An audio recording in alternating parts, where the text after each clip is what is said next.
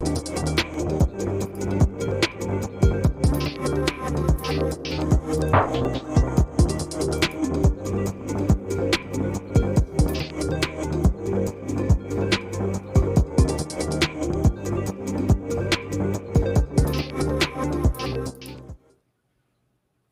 everybody, you're listening to and possibly watching the Comic Book Bears podcast. I'm Bill Zanowitz. I'm Steve Morey. I'm Caleb Alexander McKenzie. And we are your hairy, heavy homos that talk about comic books, but you don't have to be a hairy, heavy homo to listen in or possibly stream in. It's been 3 weeks since we've been with you. A lot has gone on. 2 of us traveled. And we'll talk about that in the sort of preamble section, but then we got some nice, juicy comic books to talk to you about. Juicy comics. Juicy. Dripping. Yeah. Okay. Succulent. Every time I hear the word succulent, I think suffering succotash. And that's places right off the bat. Oh boy. So one of us traveled across the country, but one of us was an international traveler, and I think we should hear from him first. Oh yeah. So I for the first time ever, actually, which I know a lot, like as much as I do travel and stuff in the States, this was my first time getting out of the U.S. So the husband and I and 2 of our friends jumped up and loaded a couple planes, and we flew to Greece. We spent a few days in Santorini and spent a day and a half, 2 days in Athens. And then accidentally, because some poor, I don't know, like I assume that they're okay, I hope, but some poor person had a heart attack on the flight back, literally, from what we understand. We had to do an emergency stop in Edinburgh, which just disrupted everything. Wasn't a heart attack, but I mean, it came with travel woes. And so we got to spend, a night in Edinburgh unexpectedly. But no, the bulk of the time was spent in Santorini. Absolutely gorgeous. I loved it. A volcanic island in paradise. What more do you need? It is, I would say, if you're weighing pros and cons, it depends on where you're at with it, but it is a port destination for a lot of cruise ships. So you're getting a lot of like tourist heavy locations in the, kind of the 3 different cities, but still a ton of history, a ton of amazing scenery. Got out, went for some runs, went through some vineyards, found an old lady who made dolmas, and it was wonderful. Out of a cart, saw some donkeys, saw monasteries. They had, we're from the United States, where we're about to celebrate our 250th anniversary. In the grand scheme of history, we haven't been around that long. They have retaining walls for fields that are older than our nation. That's cool, right? It's cool to be in some place that old. Had an absolute blast. Then we went to Athens. Now, everyone who I talked to, a lot of people who've traveled, they were like, go to the islands, go see the islands. And then, really you can do Athens in a day, Athens in 2 days, if you're wanting to go see the Parthenon and see all the stuff like that. But, you can do that in a little short time. Don't spend all your time in Athens. You won't like it. In my experience, for the way that I like to travel, it would be reversed. I could have gone to Santorini for a hot weekend, had a blast, and then spent 3 or 4 days in Athens just walking around, seeing the ancient sites, but really just like soaking it all in. And just like I said, you guys know how I like to do. I like to just go for walks when I'm in new places, just to go see what's out there, stop in random places, see where people live. That's the kind of traveling I like to do. So, but cannot wait to go more places. Can't wait for the next trip. Would definitely go again. Would love to see some of the other islands. And other than the fact that I could not find a bookstore to buy anything in, not any big woes. I did want to. I told Bill before the show started, I was really looking for or trying to find some type of like classic comic book that is in Greek. I've got a copy of like Snowpiercer in French that Craig got me when he came back from France. I've got 1 or 2 other hardback kind of compendium things or in some type of foreign language. I would love a copy of like Watchmen in Greek, but all the bookstores I went to that were there were kind of secondhand shops or just kind of like educational bookstores. And then the one bookstore that I think would have had a graphic novel selection possibly was closed every time I tried to go to it, because apparently the dude that owns it is just loaded and just does what he wants, which kudos for him, man. You live on an amazing island, you have a bookstore. That's a hobby. Okay. But lots of good beverages were had, good food was had. One of the best lamb shanks I've ever had in my life. Seafood, I've had better seafood. That's really kind of surprising. Yeah, I've had a lot better seafood, but still, nothing that I spit out of my mouth. And fucking Grecian, man, good God. So anyway, but yeah, that was my travels. So had a really, really good time. If you follow me on Instagram, you can go see lots of little pics. If you want to scroll back, you can follow me at Council of Caleb. Council, like, lawyer. Council of Caleb. That's my Instagram handle. Come check me out. Follow my adventures. I need the ego boost. Give me followers. So, how many followers do you have? I don't know. That's a good question. I don't really keep up with that. I have an insane amount of followers. You're low key famous. You're like a bear celebrity. Like when you talk, like when you talk about the A-list bears, I'm like, yeah, but from my perspective, you have like. Mm-hmm. Yeah. So you could so I have 931 followers. Okay, we gotta do something about that. Yeah. I'll help you do something about that. I don't know how it happened, because I don't make any content that's different from my other streams. I just seem to hit a nerve in Instagram. The main reason I said that is because a friend of mine is an actor. We talked about, he's also my concert husband. And there are points where he can't even get auditions if his social numbers aren't high enough. Yeah. So we're trying to, me and some other people are trying to, help him, get up there with posts. So, I mean, I think that's why so many people kind of fell into the the bot trap, where it's just like, hey, I got to get a lot of followers really fast. What do? Oh, you just get a whole bunch of those services that just give you more or less fake followers. But some people just need that as a leg up, and then it gets them on the radar of the majority of other people.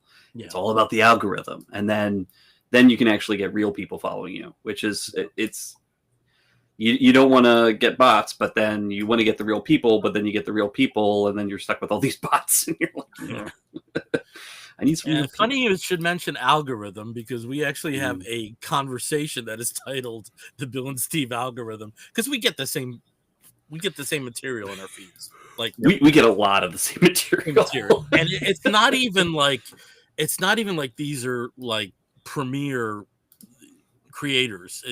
Sometimes these are really obscure stuff.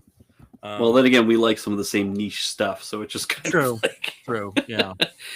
Anytime I see a video that pops up with dogs running into small children, no, that's me. I think of you. Favorite thing in the world.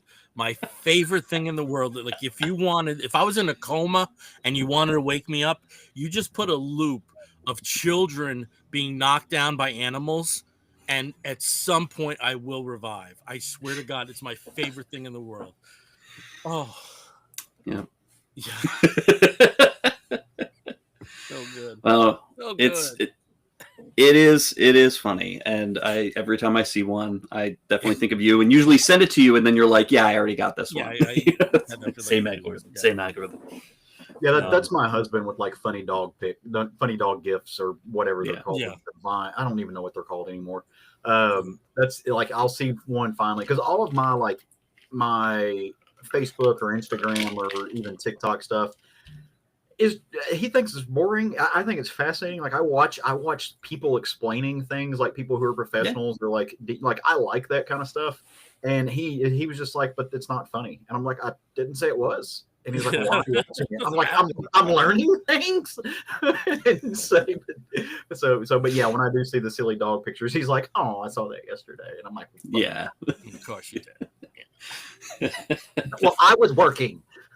My love language is memes. That's basically a new thing now. It's 30 memes in a row. So I did a little bit of travel, but before I did that, I went to 2 days of New York Comic Con Ooh, yeah. and was very glad that I did. Last year, I only did 1 day, and it certainly wasn't enough.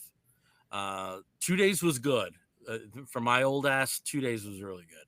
Yeah. So, went to panels mainly because of the feet. But it was strange though, because, and I'll have some New York Comic Con stuff when we get to Geek Gets. But New York Comic Con, I'm not saying it's not a good shopping show, but it's not a convenient shopping show. The aisles are, and you both have been veterans of it, so you've been to the event before. That there are points, particularly Friday through Sunday, where it's very tight on the main floor, on the main area where the vendors are. And in the last few years, Artist Alley has gotten as bad as that. When they moved Artist Alley from the extension, which is no longer there, down to the lower level. There have been times where if you went to get Artist Alley, I remember I was, just going to get drop something off from my friend Keith, who was tabling, and it was like, I'm coming. I swear to God. And that would be less annoying if those people were there to buy from artists and stuff like that. But it's like kind of like when I went, it was the same deal. And it's because some jackass in an 8-foot tall Transformers cosplay is stopping for selfies in the aisle every 5 minutes. Yeah, and that's what I don't like, right? And it's not that I don't like the guy in the really cool cosplay. I think that's great, right? Go do that over there where you're not like blocking these artists from making a living. Yeah. There was one year at MegaCon where they did the best thing, and they had a runway. Yeah. And that was ideal. People, you could get your pics, and then when people came off the runway, if you wanted to get your pics with the person who was cosplaying, you had the opportunity then, and it didn't disrupt at all the floor. I mean, there were some stop and looky-loos, to borrow another podcast term. But it was, you did encounter that as much. I was kind of glad I wasn't there on Saturday, because Saturday tends to be the really heavy cosplay day at New York Comic Con. Yeah. But one of the panels I went to was in the queer lounge, and I know Caleb would have been happy with me sitting next to me for the Gasians panel. Yeah, I loved getting to hear you talk about that. And I was very frustrated because the time another panel ended, there was one that was being moderated by Mark Andraco over in the Pride Lounge, and there was just no way for me to finish that thing and get over. And my friends Sharon and Andrew went, and they couldn't get in. It was just too packed. Wow. So, but it's not a very big room. If it fits like 75 seats, it's a lot. I like that we have a lounge, though. Yeah, no, and it's great because it's especially, I mean, even at New York Comic Con, there was some dope in a MAGA hat at the Star Trek panel. I mean, what do you do? Just see it as Space Navy? You're not watching it. It's not registering with you. So the importance of safe spaces, remains paramount. And I was glad they had that there. And, there's certain things I like. I love at the Marvel panels that you get like exclusive variant covers as giveaways at those. And I always tend to go to some of the big two just because they come at nice times. Yeah. The times that they are put on are really good. And I think so next year is New York Comic Con's 20th year.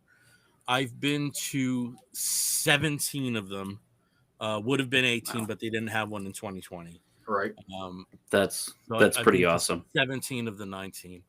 And it's just something I kind of have to do at this point every year. It's such close proximity to you. Like that's one thing I get jealous of you and some of the other friends that we have who are in in that Northeast region, I don't have the huge cons here. I'll meet up with Newberry in Memphis every once in a while at one of their cons. Little Rock cons are okay, but it's mostly a couple of voice actors and some not a lot of like actual comic stuff. But that's what I love about you, the folks who live in the Northeast, is I get to live vicariously through y'all. Y'all go to the Jersey cons, you go to New York Comic Con, you go to the one that was last week in Baltimore. Yeah. Yeah, there's all it's like Jason Wood can jump on a train and go a few hours kind of in any direction. You can do that too, and in a few hours you're at all of these major metropolitan areas with all these great cons, where I just don't have that in the region that I'm at. Yeah, the only area I haven't gone to one that's in directly within the Northeast corridor has been Boston. I've never been to a Comic-Con in Boston. I wouldn't mind doing that at some point. Well, because didn't you just recently go? You went to the one in Connecticut. What was that? Terrificon? Terrificon. Yeah. Yeah. I went to Terrificon. Not a day trip. It turns out it's not a day trip. And that's not because of distance. It's just because of traffic. Yes. Connecticut is its own monster with traffic. Yeah. You don't know unless you live there or had to drive through it. It looks small, but it takes forever. At least for me, it tends to be Moses traffic for me. That you're driving, stops, and then all of a sudden it opens up. And there's no indication of why accident or construction or anything like that. It's Moses, Yeah. So the reason that New York Comic Con that I couldn't do more than 2 days is because I was going to the Out and Equal Summit in Seattle, where it was this year. And this is my third time going, and it basically is corporate representation for queer people, and it's 3 days of summits and workshops and panels discussing I don't want to say challenges, but the issues that people may be encountering. My own company had its own day on the Monday, so got that out of the way. They had a fantastic reception for us at the Museum of Pop Culture. Nice. It used to be the Experience, what that was called, Experience Foundation Museum, whatever. And it was a very nice note to start the day on. And throughout the few days that I was there, I got to meet a lot of guys that I had only met online. Thanks, salute to all of them, because it was great meeting all of them. Also spent an afternoon with our former co-host Brian and his boyfriend Brendan. So it was great to see him. And one of the trips I went to the Funko flagship store close by Everett, Washington. So jealous. Yeah, no, it was great because it was also like a spur of the moment thing. Yeah. My friend Colin, and I would like to get Colin on the show at some point. I don't know how much you can talk about it, but he was one of the lead designers for the Wonder Woman game that got canceled when Monolith went under. He landed okay. He's working on big property games, and maybe we can talk to him about that too. But he has a lot of stories because he lived with Wonder Woman for 3 years, essentially. And it just sounded so cool. Oh, it was a comic book game. Of course there were some, nods to Gal Gadot's version of Wonder Woman, but it was essentially a comic book game, and it sounded so cool. Oh man. Yeah. But it was a spur of the moment thing when I've never been up there. Oh, I've never been up there either. Let's go. And we had a great time. Did you find anything cool while you were there? Oh yeah, but I'm leaving that for the Geek Gets. Gotcha. I was gonna add. Okay. Yeah, no, I got a lot of stuff. I got a lot of stuff. My main luggage increased from 24 pounds to 46. Put it that way. Plus, also at the summit, there's a marketplace. It's not really a marketplace because they don't sell anything. It's all giveaway swag and stuff, and I got some cool stuff there too. So Cool. that's one of the reasons why I haven't joined you in 3 weeks, because we had little breaks there. I've been living vicariously through both of you Steve, guys. have you done So. anything? Well, no, I've been holding down the fort here. My husband is, for most of September, he was over in Colorado because of family. But this month is also a big month for him because he's one of the designers for the CU Boulder Opera, and this is prime opera seasons for the fall. So he's there working on a show right now, and we'll be back in November. But that means that somebody had to take care of the zoo, and so that's me, because I can work from home. I'm lucky enough I can work from home, so it's not a problem. I can take care of the dogs who are pleasantly sleeping here on one of the dog beds on the floor, and then of course the 3 cats and the 12 birds and the turtle and all the plants. So many plants to water. It is crazy. So. Well, I'm glad you're hanging in there.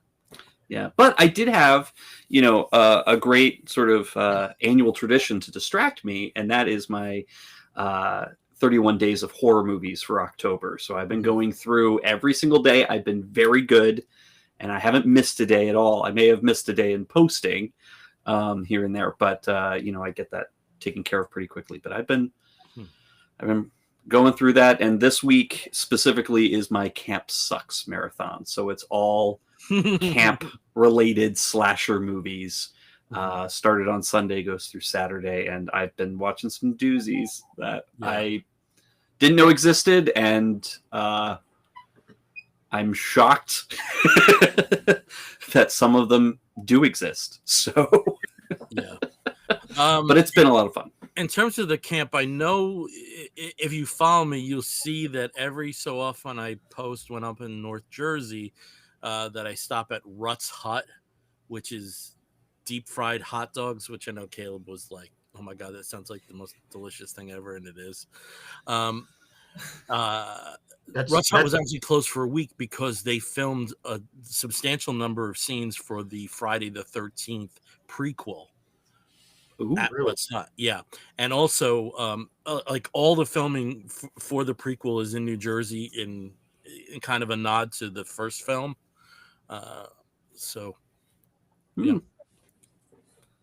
Yeah, deep fried hot dogs. That sounds like state fair food, and that's Well, they have a meal of the week, and it's like one of these secret menu places, that you can order a ripper where it stays in long enough for the casing to rip open. They also have In and Outs, where it's deep fried, but it doesn't last, hold in there that long. But, yeah. And it's so funny because like before we were talking, I was like, I gotta lose weight. Now I'm just like, fried hot dogs. I have to. I think I'm gonna need to do a diet where there is a cheat day. I pasta and hot dogs. It's tough, man. It's gonna be tough. Fried pasta with fried hot dogs in it. It's just a hot dog made of fried pasta. Okay. Why did you have to make it go to weird places? Like, I don't know why you do that. Combining those things. So, Steve, take it to a good place. Take us to the news, okay? Oh, and it's shockingly, we've got a lot of good news. Now we do have some disappointing news. So I'm going to do a sandwich here. I think we'll do the corporate sandwich, where it's like we say one good thing, then we do a bad thing, and then we do another good thing, so everybody's happy. So the first good news here, and it's actually a pretty good one for the industry as a whole, is that comic sales are up again year on year, like 18% growth, which is actually pretty good for an industry that I think 5 years ago people were saying was dying out completely and would be gone within a few years. I think the death knell has been tolling since I think probably the first half of the 90s. Would you say, like, since the speculator bubble? Mid-90s. Midnight. So, well, yeah, like 94. I think anybody would be happy with the numbers of even the number 70. Well, yeah, but then like yeah. Once a transition, once 94 became 95, it was like boom. When the implosion happened, but you got to remember, like, there were some numbers from the early 90s that are just phenomenal. Millions of copies Millions. sold, or at least purchased by somebody. The peak was Turok number 4. Yeah. Sorry, Turok number 1 sold 1.5 million copies that month. Jesus. And it was the 4th highest selling book that month. Yeah. That is the most amazing. That's the most amazing stat. Where I think the top 5 issues were all over 1 million, and I think the top 12 issues there wasn't anything that was lower than 800,000 that month. Yeah, which is wild. You just but it was also it was the era of special issues, special covers, giant crossovers, and big things. You got the Death of Superman, you had covers. Nightfall, you had the the output that Image was providing. Everybody was buying a ton of copies of each of those issues when they were released. Like it was just flying off shelves. Yeah. So, and eventually into people's boxes of flea markets, apparently. But this is definitely really good. It's again, sales were kind of poor during the first part of the pandemic because there was nothing that was being distributed. Nothing was really. The only thing where sales went up was back issues. Back issues went crazy during the pandemic. And graphic novels that were in stock. So stocked graphic novels started to sell. Digital had an uptick the first few months. One very big seller was the first issue of Batman: The Adventures Continue. I think that was like almost in the millions. But we've had very much a leveling off of digital, where at this point digital is about 4% of the marketplace. Yeah. And it never got higher than 8. Which I think surprised a lot of people because they were again, one of the latest or one of the more recent, I would say, death knells, like, hey, the industry is going to collapse, there won't be any more paper or whatever, was when digital started being bundled in with issues and they started pushing, the digital platforms. Marvel had theirs, DC, Dark Horse, Image, everybody had their own platform, and Comixology was reigning supreme. Well, we saw what happened to Comixology. Basically, everybody else has kind of gone to the subscription model. It is. That was crazy. So Kindle, it was such a poor decision. Unfriendly to certain searches. Oh, I mean, that was probably the best way to read digital comics. In the most efficient way, and it was a very good comics reader. And then they just overnight made it the worst possible reading experience it could possibly be.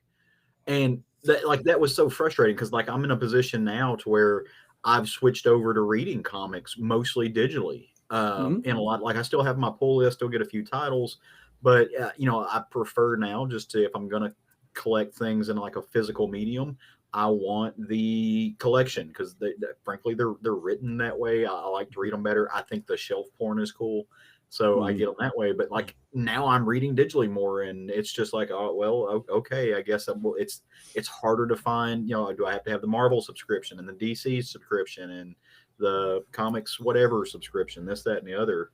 And I have 4 subscriptions that I have now, and none of them are frankly as good as what Comixology used to be as far as a user friend. And it blows my mind.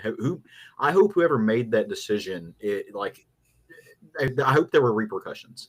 I hope they're cursed with jock itch for the rest of their lives that cannot be cured. I had with Comixology is it almost felt to me that was a platform created by people who love comic books. Yeah. Who were reading comic books that knew that page turning is part of the aesthetic, and there was no reason that Amazon just couldn't have just said Kindle Comics and just left the app as is. Yeah, that's all you had to do. Direct integration. I just don't understand it. Don't fix especially now that they're pushing their color their color version of the Kindle, and it's getting a lot easier to read on other platforms like an iPad or anything like that. Yeah. Oh well, whatever. They lost opportunity. But yeah, I mean, the sales have actually been going up. Bill, you had mentioned at New York Comic Con, they talked about it a lot. How Two panels, they said it's not just that comic book sales are up; it's that they're up a lot. Yeah, I think the numbers were the big two are up like something like 14%, both of them.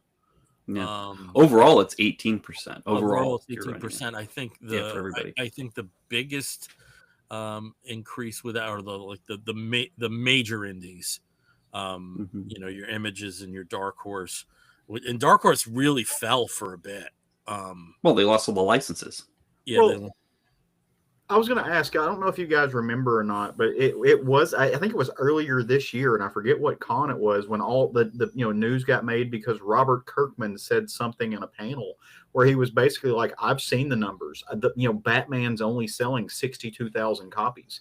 Like they're propping these numbers up. And it like made all of this kind of these waves even earlier this year where they were talking about that because of some of the Kirkman comments that were made about how bad sales were doing. And now we're hearing that actually, no, really they're actually stuff, up and they're doing great. So, and Kirkman never had receipts. So I'm not saying he was wrong, but he never showed receipts. Yeah. It seems like the folks that were saying, we don't know if he was talking about the Batman main title or an ancillary title. Yeah. I mean, it's very conceivable that Batman the Brave and the Bold was selling 62,000 copies. But now when you look at a chart, a weekly chart or a monthly chart, it's not just Batman titles and Spider-Man titles. It's now absolute titles. From DC, you've got is hanging in there as a top 10 title. I mean, it's surprising, what you're seeing in the mix, and it's good to see a mix, and not just the same like Wolverine and Spider-Man and Batman books.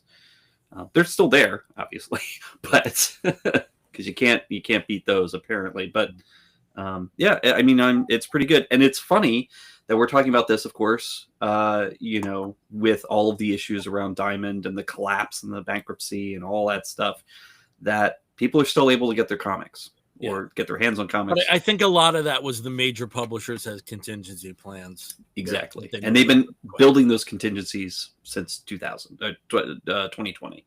So that's good. You've also seen some independents, gain a much bigger stake in the marketplace, particularly Mad Cave. Yeah. So now a little bit of bad news for those of you who are fans of more European comics and getting titles from Mobius and other major European titles that have been distributed over the years, but also some homegrown indie titles. A few years ago, they experimented with interesting superhero comics and more sort of action oriented comics. But the publisher Humanoids in the US has filed for Chapter 7, which is the bad one. That is the one that you don't want to file for, because that basically means it's donezo for you. And this comes after from a few months ago in the summer, where the French, the original French company did also go into receivership and dissolution. So, it was a matter of time given what happened to the parent company, but it is still kind of disappointing. And my curiosity here then is what happens to all of those Mobius titles, all of those classic titles now, and the rights for those. I'm sure those will be going up for auction.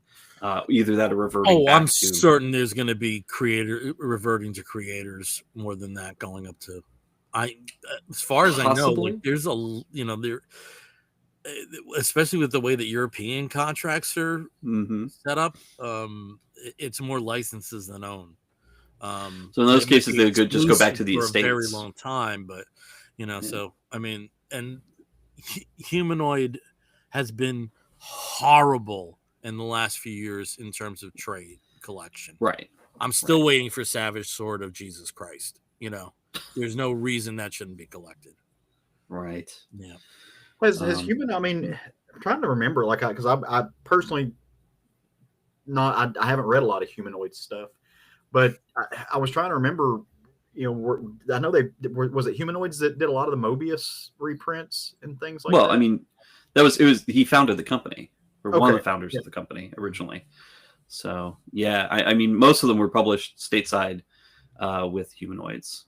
Like I've got, and I don't even know that I'm looking back at my shelf. Like I've got some of the Mobius hardcovers. I assume they're probably humanoids. Then I don't know that I've ever actually realized they were humanoids, but that may be the only humanoid stuff that I ever have. Like I've got the Inkle, So yeah, it's interesting because I know this had a big footprint. It's just not something that I've ever really tapped into. It's not ever gravitated towards it. Yeah, Steve, just to make me happy, can you say Metal Hurlant in the way that you say it? Metal Hurlant. Okay, thank you. Metal Hurlant. I just needed that. So yeah, so humanoids. I actually do have digitally, and I remember it was part of a sale. I think years ago, they did a Humble Bundle sale, and so I got the entire Metal Baron saga, all the Incal, all of everything. Yeah, I got a lot of that. Barbarella, the original Barbarella, I got as part of a yeah. So there's a lot of classic stuff in their catalog. So yeah, I've got none of the Metal Barons I've touched, but they are cool. So it's nice that they're there in case I want to read them. I did read some of the Meta Baron stuff. Yeah. Okay. Yeah, the Meta Barons were. I'm trying to think, like, when he did that. I think he did that after the Incal, because it was just a massive saga. I don't know his time frame at all. Yeah. I know Silver Surfer was 88. That's all I know. But anyway, so that's disappointing news. But the other good thing, and there's actually two. One of them is like a personal yay that came out of New York Comic Con, and that is the return of Vertigo. And there's a lot of titles. I don't know how many will last. I remember. Some are miniseries. Yeah. Some are at least bannered as ongoings to begin with. That was a lot of fun being at the Vertigo panel and texting you guys with like, oh my god, look. It's a nice balance of interesting new creations and nods to the past. Particularly with them finally being able to provide to us the end of Rick Veitch's Swamp Thing. That I think is probably what I'm most excited about out of that panel. Just to put it on the shelf. I'm excited that the label's back for one, and that they're further distinguishing it from DC Black, where DC Black is now only going to be the mainstream DC characters, but in more adult, more mature titles. And Vertigo is designed like it has originally been. So people don't get confused, it's Black Label. Black Label, yeah. The DC Black Label stuff. And Vertigo was always more of an indie creator focused, and this is now where it's going back to. And one thing I liked about it is there are a couple titles by creators I've barely heard of. And that's refreshing that it wasn't just like vanity projects for marquee authors, which there were times when Vertigo was that, and that's okay, but there were times where it was basically all established, and then something new and revolutionary would come in. So it's a welcome return. I've always said Vertigo was a comic book death. Yeah, it was bound to come out. Somebody would resurrect it somehow. I'm just happy, Bill, that nobody in the panel was an absolute wise ass and was like, well, what about Fables? Because I would have dragged him out in that case. Yeah. I'm just excited for that. And then the other good news, this one we did talk about a little bit earlier, is the fact that it's been announced that the Energon universe from Image, Kirkman's big line of Transformers and G.I. Joe and Void Rivals, that sort of universe revival, is getting animated series. So we'll be able to watch some new Transformers, G.I. Joe, and maybe Void Rivals cartoons. But it's all going to be in that shared universe, and that's pretty cool. So I'm excited for that because I've been loving Transformers, I've been enjoying G.I. Joe, and Void Rivals, I've been following it since day one and really enjoyed. So, yay. Good news. Cool. It's not all bankruptcies. No, and this has been a year of bankruptcies, and I'm done with them. Very important to signify that with the Energon universe, that this is being formatted as something like Invincible, where it's an adult cartoon. Yeah. Yes. Which, I don't think Hasbro's ever gone that route. Honestly. No. They've never. Well, I'm sure that it'll be maybe more the sort of like Ouija movie. Teen. That was about it. Oh yeah. You could always argue that Witchboard was the first of the R-rated Ouija movies. The thing that was one I watched this year. Strange with Hasbro, though, and I wonder if it's a contractual thing, is the initial reason why they ended the writers' room for Hasbro films was because it didn't provide for integration of the Mighty Morphin Power Rangers when Hasbro brought that property, and it's still at another company. It's not an Image yet. I wonder if there's some contractual thing where it basically has to be a separate, almost a separate property for a while.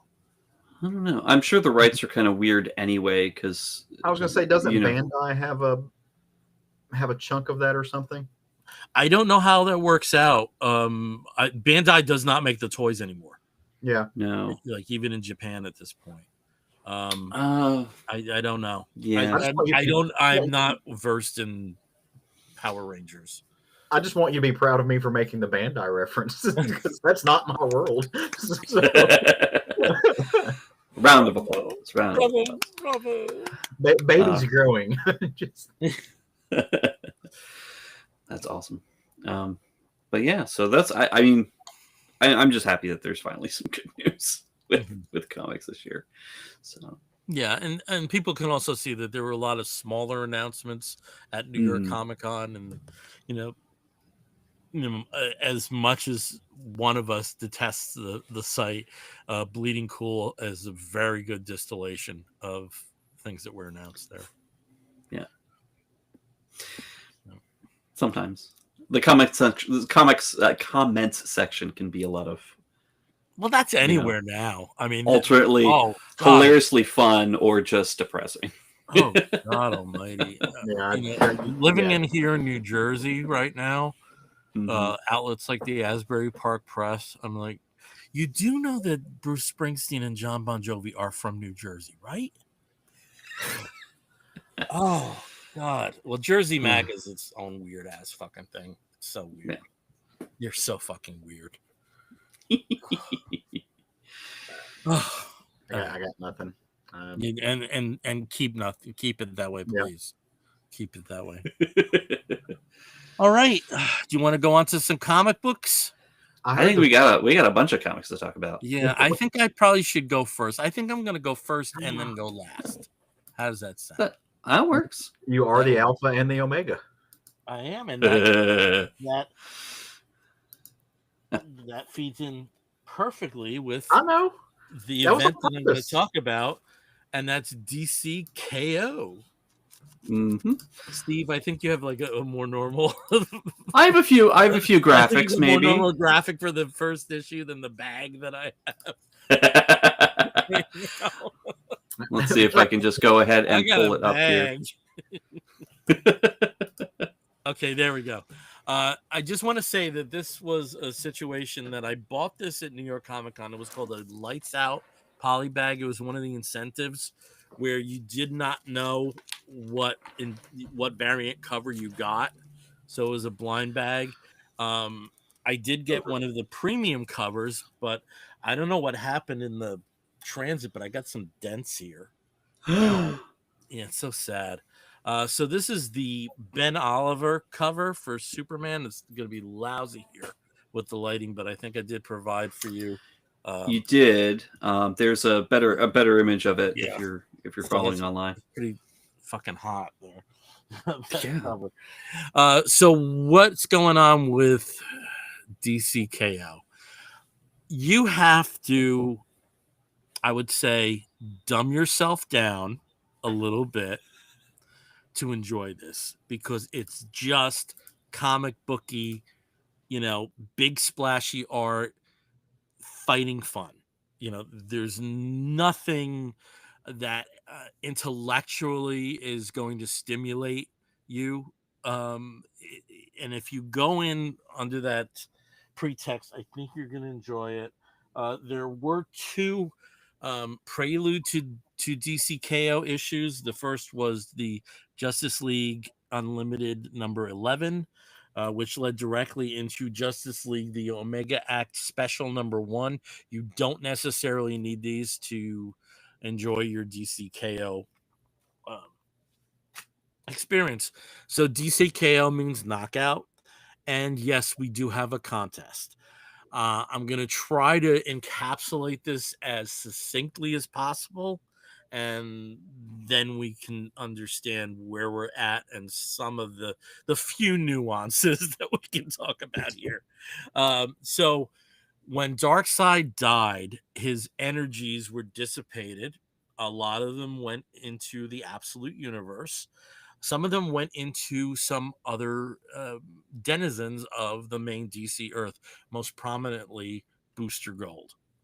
And Booster, along with some other characters, the Time Trapper, the World Forger, Gorilla Grodd, have come together, and they are establishing that the Earth, and the nexus point is in Skartaris, if you know Warlord fair and the connection to Atlantis. There's a lot of sense makes that a nexus point would be there, that the energies are collecting in that area.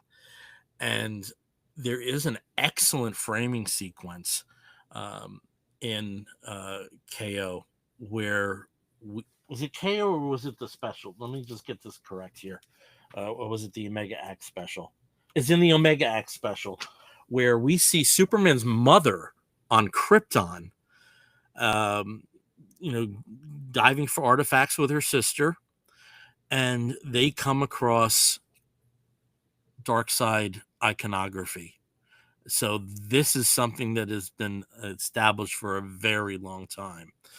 And through the issue, they think that they've translated it as Omega Weapon. And when they actually do go through more proper channels for the translation of these artifacts that they found on Krypton, it actually says Omega Champion. So there is a tournament that at some point happened on Krypton in the long ago. And it appears that another contest is happening here on Earth. They're like these crazy Omega parademons that actually almost take out Mr. Terrific through the Justice League issue in some really cool sequences. So the heroes have gathered, and they determined that they're that this is the best way to fight Darkseid. The Time Trapper has provided that Darkseid has already won. He's already won, so he's turned time back a little bit, and nobody has recollections of this. And they make some kind of nice meta notations to the New 52 about how nobody remembers this, but it was active at one point. It's kind of, it's meta, it's cool, it's fine. And of all the people that are involved in the planning of this, Superman has the biggest problem with this.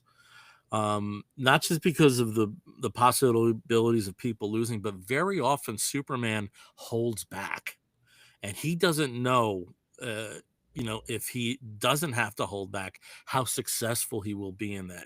There's very few times in his life, Doomsday really was probably the only major circumstance where he couldn't hold back with how much power he has. And the Time Trapper and the other people who have been, who are harnessing some of this darkseid energy and, have some insight into this, indicate that there are going to be 32 fighters in this situation. And They have to get through basically like a wall of fire on guitars to get to the next level, and it reads very much like a video game, and that's got to be very deliberate. There are a couple of bait and switches. Initially, the plan is to have the T-spheres surround some of the major villains so that they can never be part of this. Something gets fucked up, and all of a sudden there's Joker, and there's Lex Luthor, and there's Giganta, and some of them make it through. The one thing that's driving me crazy is a little tiny Starro, and I wonder if it's Jarro, and who like went bad. So that'll break my heart if that's what happens there. And there's even a real nice bait and switch, because Steve, if you can just go through some of these images, I can plug you in. So this is Superman. That there are times where when he didn't have to fight fair, and he has these kind of gauntlets that have these mini suns in them, and you know how solar energy powers him. So that's a cool page. Steve, if you can go to the next one. This is Lois, Diana, and Bruce and Clark playing a game about the Trinity. And Clark doesn't like playing games. So there's some nice moments there, and about why is every incentive a bad incentive. It's kind of cute. And then if you can go to the next one, Steve, and this was just absolutely stunning art in that DC style. And forgive me, I thought I had a squib here with the creators in hand, but the artist is Javi Fernandez, with some interludes by Zermanico. So big widescreen art here, and this is detailing how Darkseid actually has already won. And then Steve, if you can go to the next image, you see the villains, as I was saying here. King Shark was somebody I forgot about. Cheetah was somebody I forgot about that get through. And then if you can go to the next one, this actually isn't an image from the comic, but it details the 32 contestants in the DCKO. There's a bait and switch here. One of the major characters comes off is basically not in contention very early on, and it was a big surprise, and you'll just have to read the comic to find which one of these 32 actually is not one of the contestants. And we end the issue, the champions are known, and then it turns out that through some machinations that we're not exactly sure how it happened yet, one of these 32 people is Darkseid in disguise. And just in terms of big, dumb comic booky stuff, you're going to get some cool fights, and it's going to be heroes fighting heroes. You just given the math here, that has to be that way. If we have like some cool like Aquaman versus Hawkman fights, this is big dumb fun. And it's kind of like the game from a few years ago where it was the fighting game. It was like a Street Fighter type of fighting game. Injustice, yeah. Like there was a storyline that went with it, but it was, that was a lot of fun, and it was just that same thing. It was some heroes fighting heroes. You can see what they do. I had a great time with that. Bill, forgive me if you said this and I missed it. Is Orion one of the characters? No. Okay. The reason Barda is, if you can see her there, Barda is. Mm-hmm. Mm-hmm. That's gonna be interesting though, that there are other new gods in there. Because I did not know this, and this is just my ignorance of the fourth world and stuff like that. I did not realize that Orion is always basically camouflaged. Like Orion's natural look apparently is similar. Grotesque. He's not a pretty person, and he's similar to Darkseid. He looks like him. And it's Mother Box that disguises him. So I'd never really thought about that, but I remember figuring that out, reading some of the newer New God stuff that Ram V is writing, and I was just like, I wonder why they've never explored like that exists. Why Darkseid's never done that as kind of an infiltration thing, and apparently somebody else had that idea too, because that's awesome. Yeah. Well, I mean, it kind of harkens back to Final Crisis a little bit, because Darkseid was he was camouflaged in a way by having his Well, energies in different people. he took over Ben Turpin's body. Yeah. So, And this is along the same lines. I've neglected to say that this is written by Scott Snyder.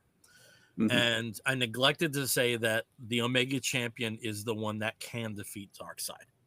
So if Darkseid becomes the Omega Champion, we're really fucked. Yeah. So. So we have a couple comments here from Air Rix Reloaded. And specifically for this, he said Mortal Kombat Krypton Edition. Yeah. Which, I mean, that's kind of what Injustice is. Injustice was built on the Mortal Kombat engine, and if you ever have a chance to play that or Injustice 2, they're a lot of fun. It's a lot of fun. But also, Bill, sort of going back to when we were talking about Jersey and the conventions up there, he did mention, I need to get back up to Jersey sometime soon. This sounds like a great idea just to give artists a chance to show off their skills in talking about the Vertigo book titles, just to give them an option there. But so pretty cool. Very cool. So that's DCKO. I think it's the 6th issue. Mm-hmm. Does anybody know how many issues it is? I want to say it's 6 issues, but there's also a couple tie-ins. Oh yeah, there's a ton of tie-ins. Yeah. Yeah. But not everything. Not every single series is tying in. There's not going to be a billion crossovers that you have to read. Yeah. So the one thing that surprised me was the timing of this, because to me this feels like a summer event, and I wonder if there was, if they wanted to let the Absolute Universe, coalesce for at least a year before they got to this. I'm certain the Absolute Universe is going to factor in because of something this may lead to the big crossover. And also it's worth mentioning in Aquaman #9, he returns to the DC Prime Earth. Right. After that. Yeah.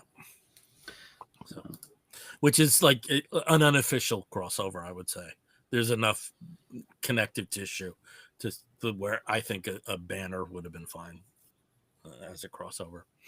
But I'm looking forward to it. I know, we're not talking the Dark Knight Returns, here. I mean, this is not going to be a situation where this is going to be a seminal work, and it's not conceived that way.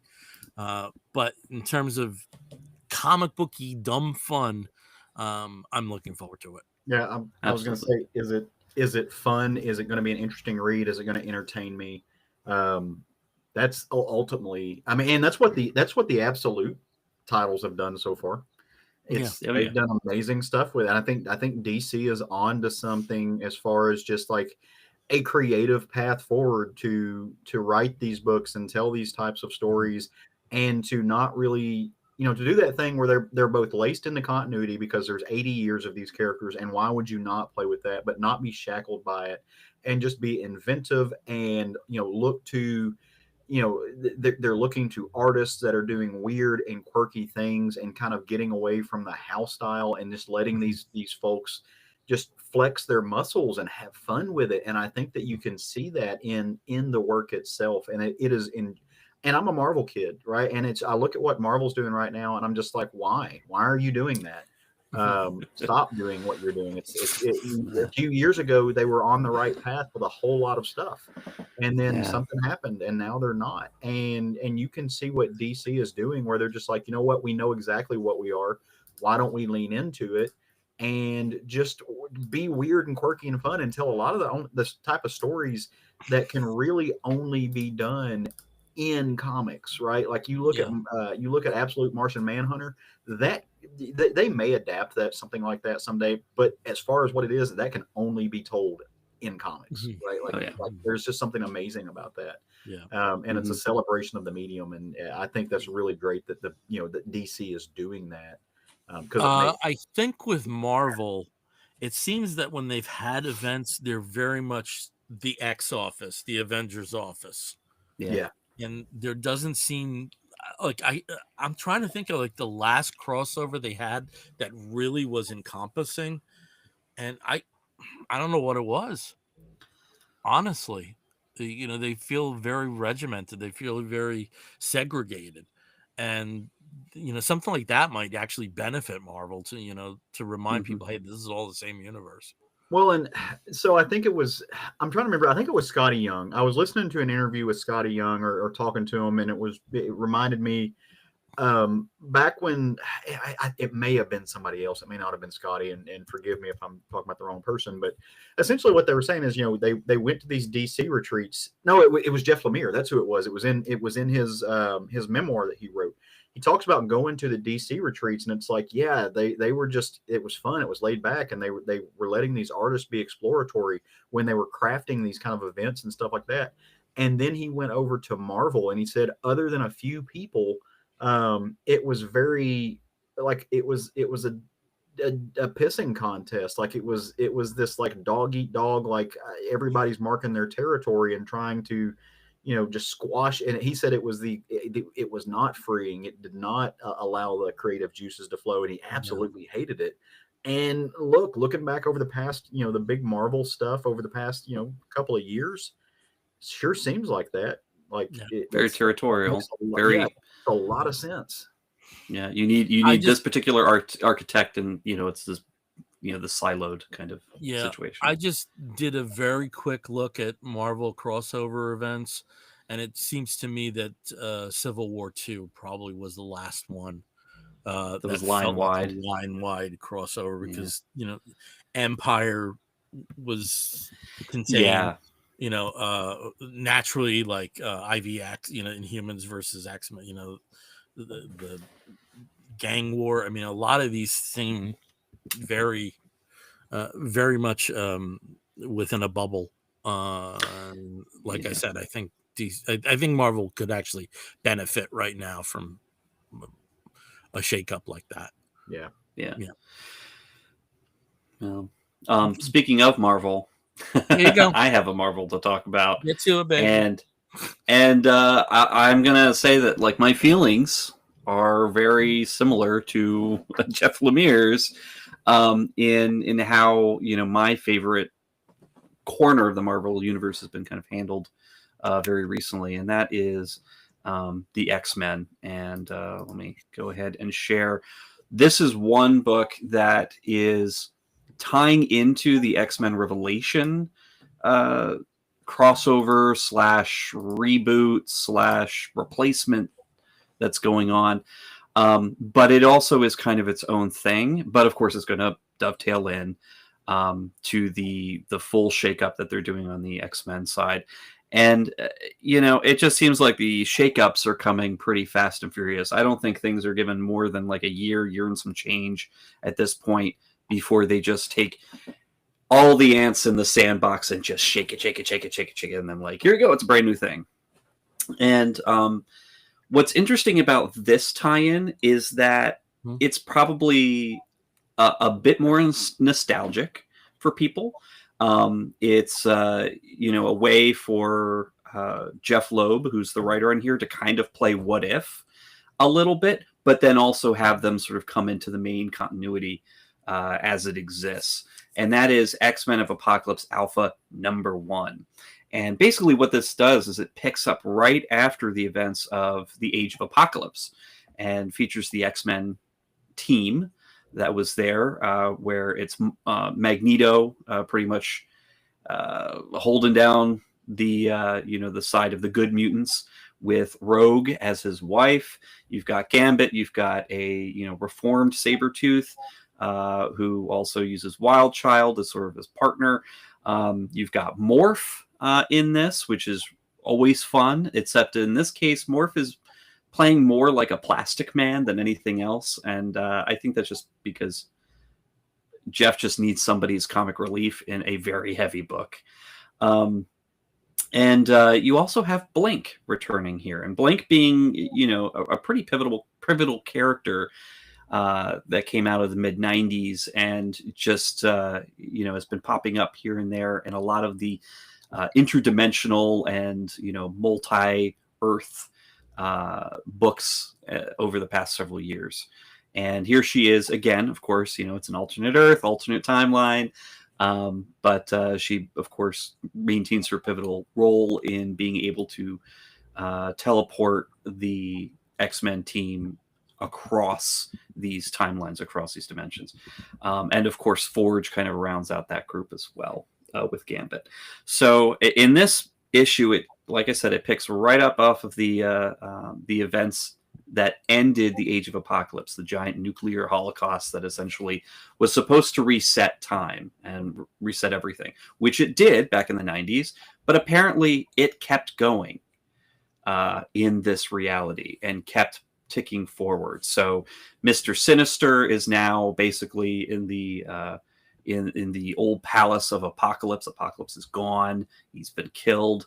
And he kidnaps Forge because he's got an idea. He's got something he needs to do. And Magneto and crew, they find out about this not until after they've basically been fighting around in the city and are accosted by Havoc, who is on the side of Mr. Sinister and Sinister's team. And he is then quickly killed after a quick fight with Rogue by Gambit. Gambit murders Havoc, and they need to skedaddle before Cyclops shows up because he wouldn't be happy to see his brother dead. And it's really interesting because there is a lot of interpersonal relationship business happening here. Remy is still deeply in love with Rogue, and Rogue herself is like, I kind of still have feelings for this guy, but I'm married to Magneto, and he's my hero. So we can't really explore that, but they're playing around with this. I think Jeff is having a fun time, kind of again playing what if and playing sort of devil's advocate with these characters and saying, well, their story was supposed to end, but I'm keeping it going. We're going to see where it can go from here. Given all of the trauma and tragic circumstances of that crossover event of the X-Men of the mid 90s. What happened with that, I can play with it further because that was supposed to be over and done with. And now, sky's the limit on what I can do with them. Well, they find out from Morph that Forge has been kidnapped by Mr. Sinister. They go and rescue him. Sinister says, you know what, truce. I have some really interesting news. Turns out we're all supposed to be dead. Yeah, turns out we were supposed to, this timeline is supposed to be done with, but it's not. So maybe we need to change that. Maybe we need to figure out what we need to do to bring reality back to where it should be. And it sounds good to everybody else. They're like, yeah, we shouldn't be suffering in this timeline. Like, we should be gone. We should be, enjoying life in the good old Charles Xavier timeline, which of course, that I think has been rebooted about 8 times anyway by this point. So, not that they know about that. But they might, because by the end of this issue, they have been teleported into a different timeline. Potentially, it's the current one, which is now 10 years in the future as part of the X-Men Revelations storyline. But who do they encounter but X-Man himself? So you got to figure out what's going to happen with them. Are they going to have a big old knockout, drag-out fight? Because for them, they need to figure out how to reboot their own timeline. And in doing so, it might end up destroying others.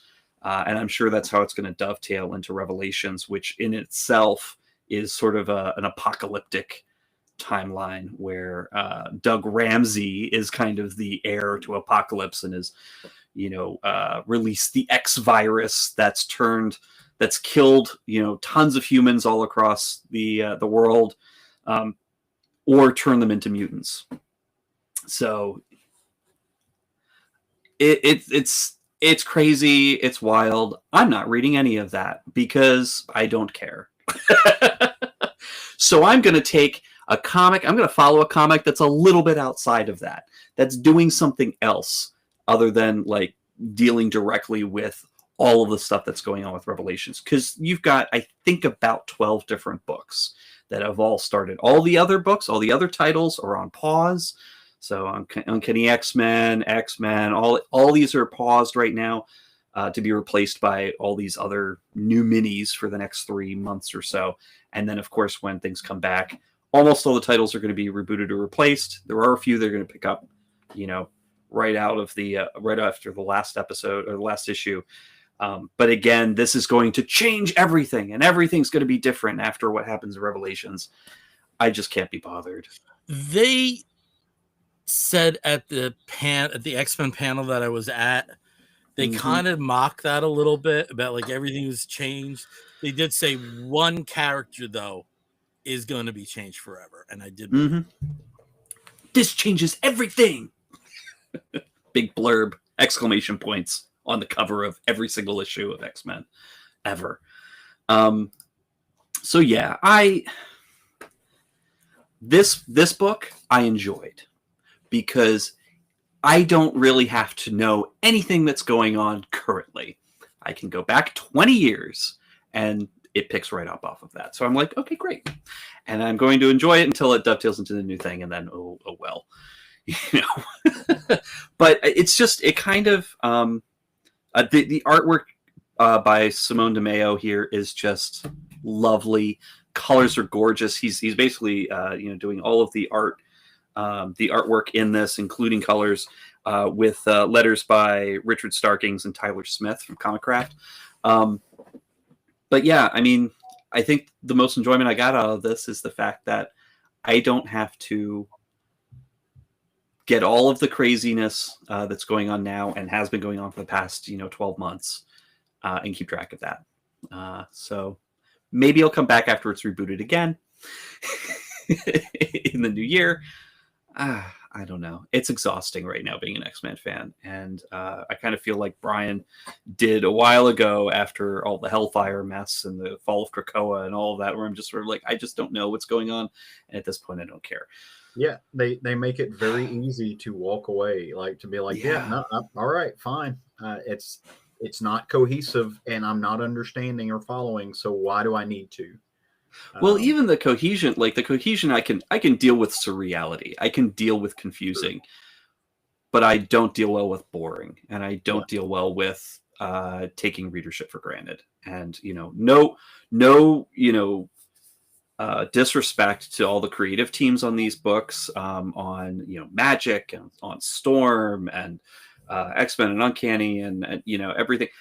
No disrespect for them, but I don't think right now that the choices that are being made are drawing readers in as much as pushing them away. So we'll see. I mean, they go through these changes, these metamorphoses and, problems where they just explode, implode, change tact and reboot themselves constantly. So hopefully the next iteration will be more to my liking, but they're not writing for me. They're writing for who knows. Yeah, well, I was gonna say, who are they writing for at this point? I don't know. I think they're writing for the editor. I think the editor is on. Some editors has an idea, and they're Tom, Mr. Brevoort. Yeah, something. I don't get it. But that surprises me because Brevoort, out of many of the editors, was the most focused on keeping the line integrated with the bigger universe. So I don't know if some of this is stuff he inherited, but it just seems like I'm with you. I don't know who the audience is for this.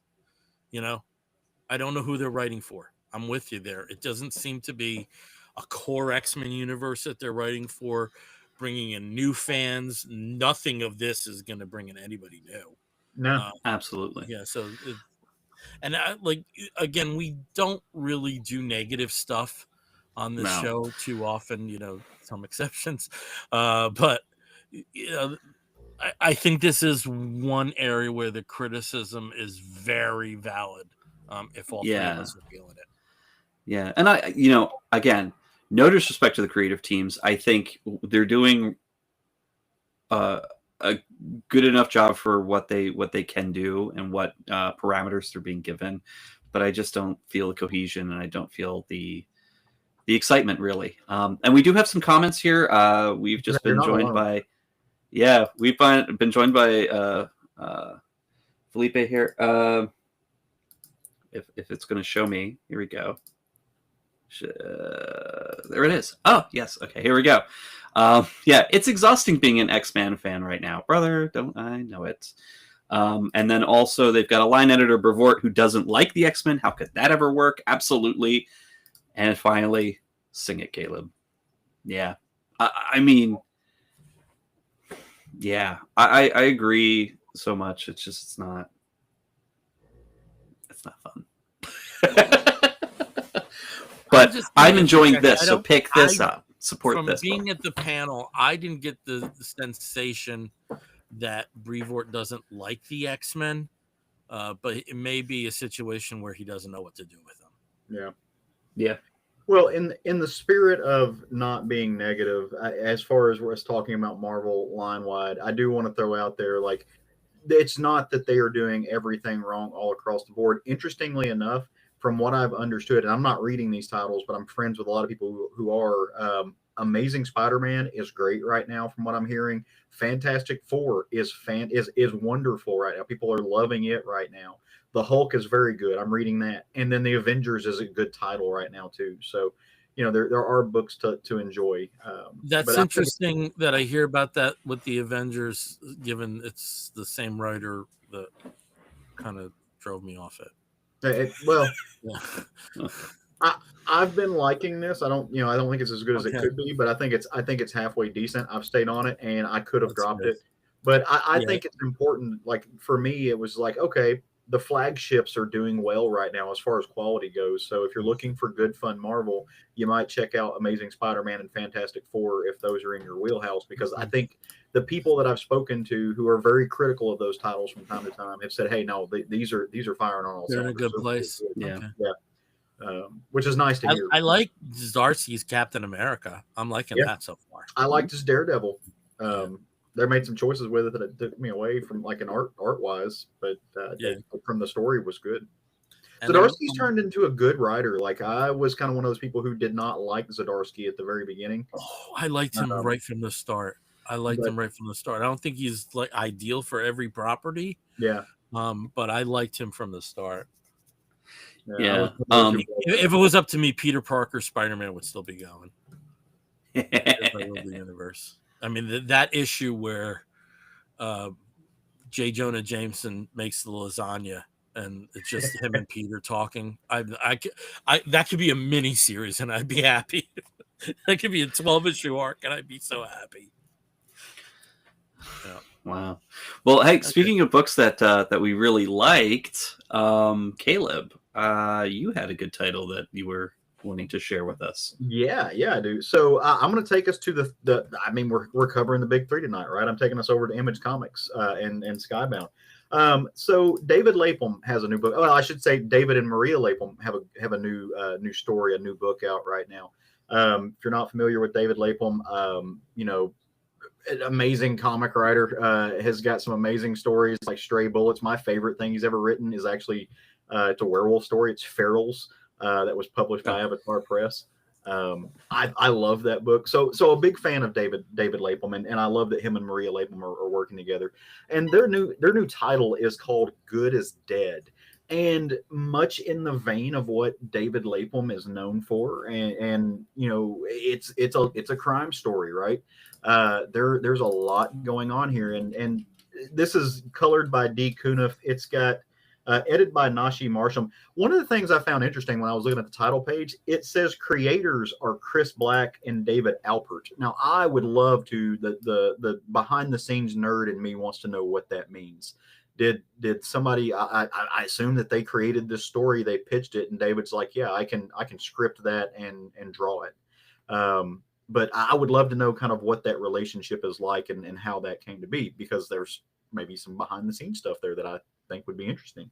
But long story short, this is a pretty interesting tale, especially right now in where we're at kind of in the real world in the United States.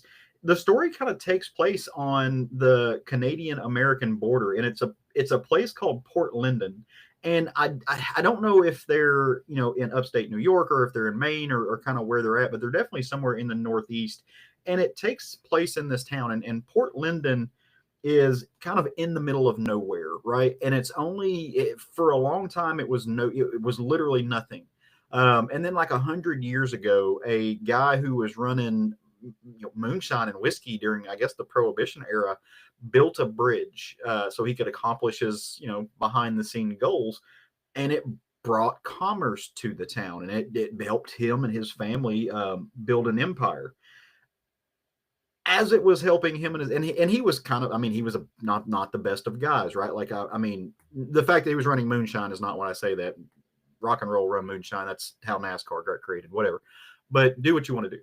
But in this case, it was, he also took some people off the board, so to speak. Like, he was a little bit of a knucklehead, and his family has been a little bit of a knucklehead. And in doing that, what's kind of happened here is a little bit of the Hatfield and McCoys. There's another family who is not on board with the history there and kind of the mafioso style. And one of these people that kind of has taken the brunt of this is the main figure in the title here, but it's the sheriff of the town.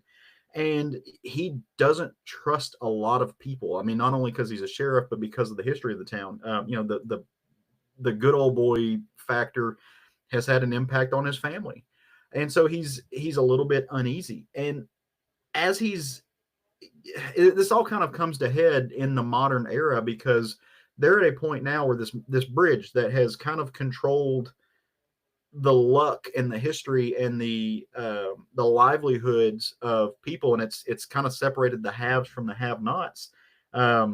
Something's about to change. They're about to open up a brand new bridge that's going to take all of that industry and all of that ownership and that kind of position away from this family who I guess I should say their name. They're the Valads or the Valades or something, whereas the sheriff is a Calhoun. So it's going to move that. And the Valades are not taking this lying down. Like, they're very upset by this. And so he's prepared. The sheriff is. He's prepared for something that happens, and he's keeping his eye out on something. All of a sudden, on the old bridge or around the old bridge, the night before the new bridge is supposed to open, a man named Dr. Yao. He's a anthropologist. He works at a not an anthropologist. He works at I guess he's an astrophysicist or something. That's kind of what he does. He rolls upon this bridge, and if you're looking at the images, you'll notice that there's a stack of books or ledgers or something in his front seat. Well, all of a sudden he pulls out a can of gas, douses himself in the car, and he self-immolates. Makes big news, right? Not something that they're expecting to hear, and they don't know why. So the sheriff is called in to investigate this, and of course, off the bat, he's like, "Okay, the Valades have got something to do with this. They're trying to stop the new bridge from opening. There's something going on here." And of course, the Miss Valade, who is kind of the she hasn't presented herself in the first issue as actually being the bad guy, but she's definitely a foil to the sheriff, right? She comes, meets him head on. Is like, "I didn't have anything to do with this. You threaten me, and I'll wipe the floor with you." She's just not having it, and they're going to go into this back and forth to figure out what's going on. The next day comes, and they start their investigation. Well, while they're starting off their investigation, they're going to speak to people, including the doctor's, the late doctor's wife. They're having the ribbon cutting ceremony at the new bridge, and catastrophe happens. Something bad, something goes terribly, and there's an explosion, and the bridge is blown up. And of course, this is playing out really well for, at least how it seems, for the Valades. And how they want to run things, at least to keep their position in the structure of this world. Did they do it? Did they not do it? I don't know. We'll have to find out and see where the Laphams go with the story, because one of the cool things about David Lapham is the brilliance, and I do mean, I mean that. I think David Lapham is brilliant in the way that he understands this medium, understands this visual storytelling, because he's not just telling a straightforward story, right? And he's not just giving you all of the story in narration. If you're looking at the images he's drawing, he is giving you so much of like the subtle context of the behind the scenes of this to let you know that there are some really nefarious characters in this story. As he's showing you these images, you're seeing, kind of this man walking around. We don't know who he is. He's not speaking to anybody, but he's got the dark sunglasses, and he just kind of is everywhere and seems to be just off kilter enough to catch your attention. So we know that he's doing something, and he's involved some way. We don't know where this is going to be. We also know that in the midst of trying to figure out this investigation with Dr. Yao, that we see the sheriff walking amongst the people, and he's being given all this food, and somewhere along the lines he gets poisoned, and he doesn't know how. We see the context in his family. The sheriff has a sister who is living off the grid, major PTSD. She's booby trapped all around her cabin. And you don't fully understand who or what she is, but he gives you enough context in the images to know that this person is not well mentally, but is also, it's kind of that deal. Are you insane, or do you actually, it's the Malkavians from Vampires, right? Or are you actually insane, or you really see how the world works, and that's why you are the way you are? She's a little bit of both, and she is, she's putting some things together that he's not ready to accept yet about maybe how their father, who was murdered, plays into this and some of the history there. One of the cool things about comics that good writers and artists can do is they can tell stories on two different levels, right? They can give you the narration, and then behind the scenes they give you a picture. And we see a lot of this in comics, right? Like the images being shown do not necessarily cook up with what the narration is saying. David Lapham is telling you a story on about 4 or 5 different levels. Like, he's giving you subtext, he's giving you context, he's giving you dialogue, he's giving narration that doesn't necessarily mix with the dialogue, it's doing something incredibly different. He's giving you flashbacks and stories, and he's giving you foreshadowing that you have to actually pay attention to the images. See, he doesn't, to borrow the phrase from our buddy Jason Wood that he uses sometimes, Lapham doesn't suffer fools. In the way that he tells a story. He demands that you pay attention. He demands that you read closely to what's going on to really get the full scope. Now, that's not necessarily saying that he's writing some type of deep psychological magnum opus. He's not writing Mouse or anything like that. This is just a crime story, but it's a damn good one with a whole lot of layers mixed in, and some just absolutely spectacular art. I love his inks. I love the way that he draws these figures. I love the way that he draws in a way that you're looking at it where it's almost, you're looking at it and you're like, if he had done 1 or 2 things different, you would say this artist really doesn't understand depth, because it can seem very 2-dimensional, but he does just the right things with his lines where you're like, no, this dude, like you can dive deep into this thing, but he's not being photorealistic, right? Like he's doing work. It's not visually comparative to what what we would see in the Hernandez brothers, but his line has kind of got this weird thickness quality to it, or this variation in thickness that like Jamie or Jaime Hernandez has in it, that I think has some really cool stuff to it, that gives it this texture, that gives it this depth. That's, like I said, it's just off of center to where you're like, okay, that is neat. Like that is funny how he's doing that. Some of that I think also is credit to D. Cuniff and the colors to this too. But I can't wait to read the second issue. There is so much happening in this book, and so many threads that he's cast out, or lines that he's cast out, threads that he's left for us to follow to figure out. I don't know what's going on. You don't know who you can trust. You don't know who's on the side of the angels, who's on the side of the devils. All you know is that there is a really fun story being told, and there are a couple of different roads that you can go down, and I can't wait to see where they're going.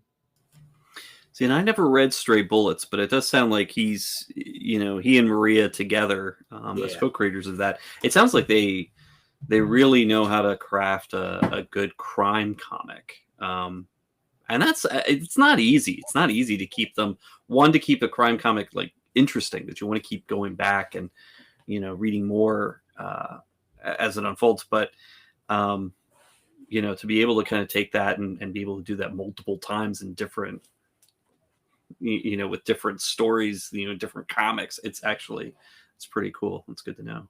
Well, I don't have the subject matter expertise to say this with any any gusto, but as I'm reading this, like it seems to me like there's some type of like David Lynchian element to it. Like it reminds me of this is where I'm not a subject matter expert. I can't even think of the name of the damn TV show. It's on the tip of my tongue. Twin Peaks.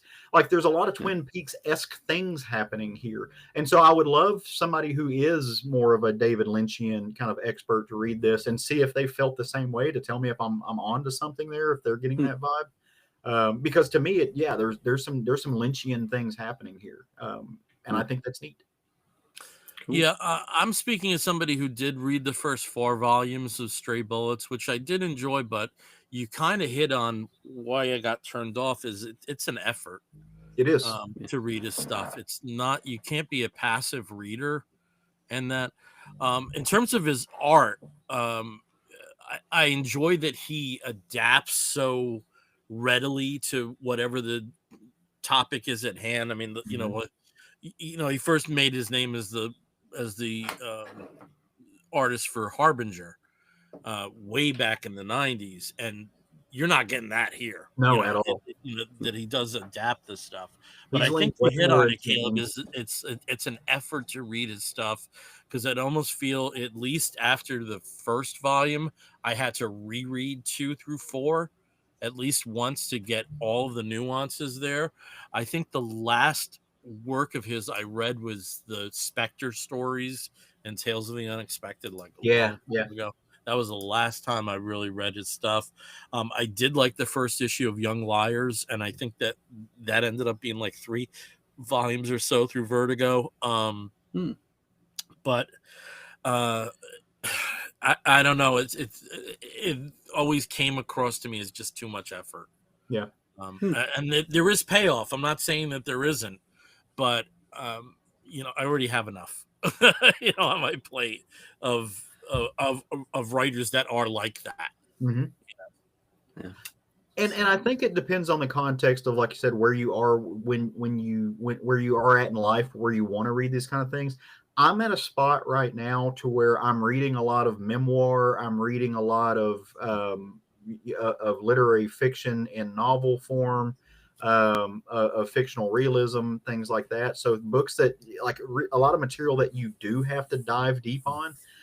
But there are times where I want popcorn. I want to decompress, shut my brain off. I want bang, whip, pow, punching, or something easy to follow. And that's not when I want Stray Bullets, or that's not when I want these types. But it's also interesting because on the surface you might think his stuff is that way.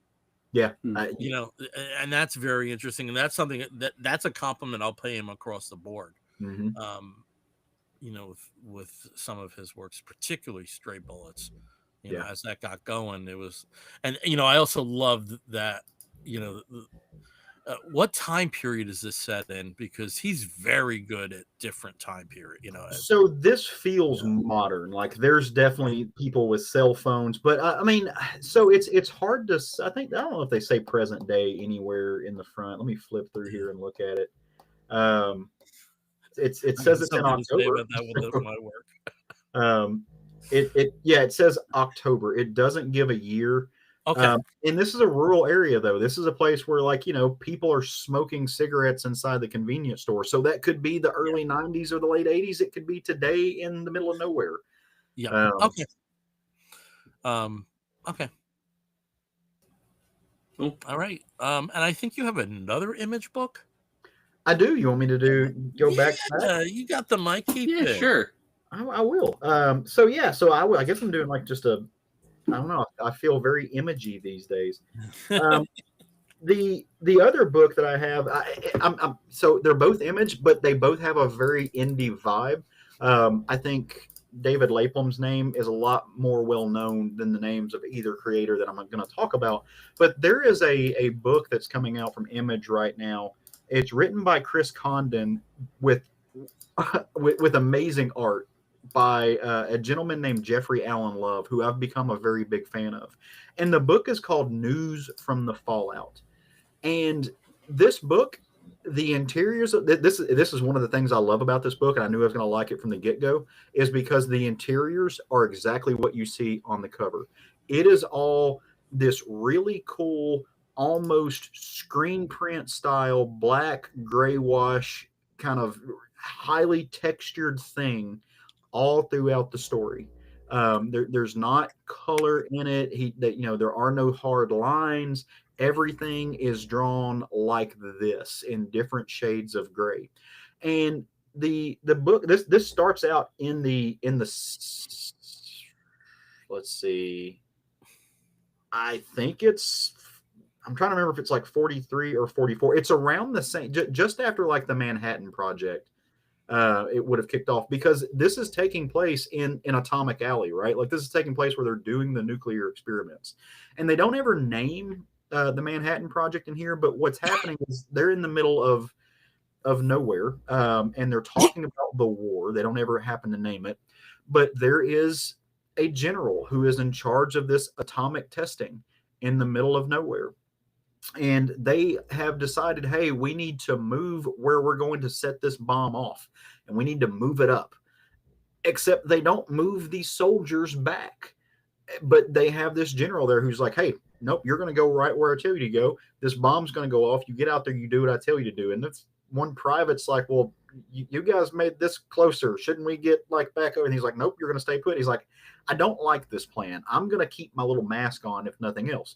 All the rest of the units like, okay, we do what we told. We'll sit down, we'll put our helmets on. We don't have masks on or anything. The bomb goes off. They're in their bunker. They get up. They kind of look around. They're alive. Ash is falling on them. They describe in the book that the ash has like a red clay color, but you don't see that because, again, the book is all in black and gray.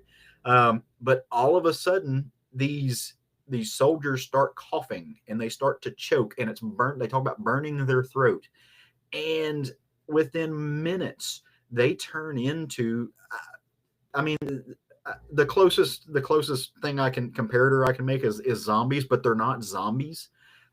They just turn into these kind of really angry, ravaging, murderous creatures, and they start trying to tear everything and everyone apart. Well, our boy, our main character, who turns out who's in the gas mask, he's watching all this. He's like, no, I'm good. Like, I got to go. Like, I'm out on this one.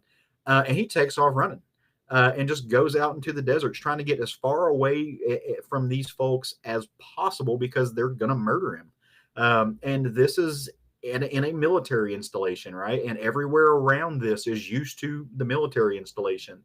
Most of the folks who live out in the middle of nowhere with it are prior military folks who, some of them are disgruntled. They are living next to a site that they know is testing bombs, that people won't tell them what's going on. They're used to weird stuff happening. So as he, as he kind of escapes this kind of main focal point of the explosion and what's inevitably going to be an outbreak, he takes off running, and he ends up at a diner where there are, country diner folk, and he runs in, and these two zombie soldiers are chasing him, and he drops them because he's got his pistol. And all they saw is, hey, this dude in a gas mask just showed up. Some soldiers were chasing him, and he murdered them in the parking lot. And so they're not inclined to trust him.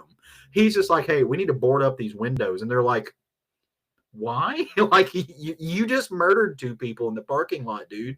Like, what are you doing? He's like, well, I'm a soldier. They're like, we realize that you just murdered two people, Mr. Soldier, who are also soldiers.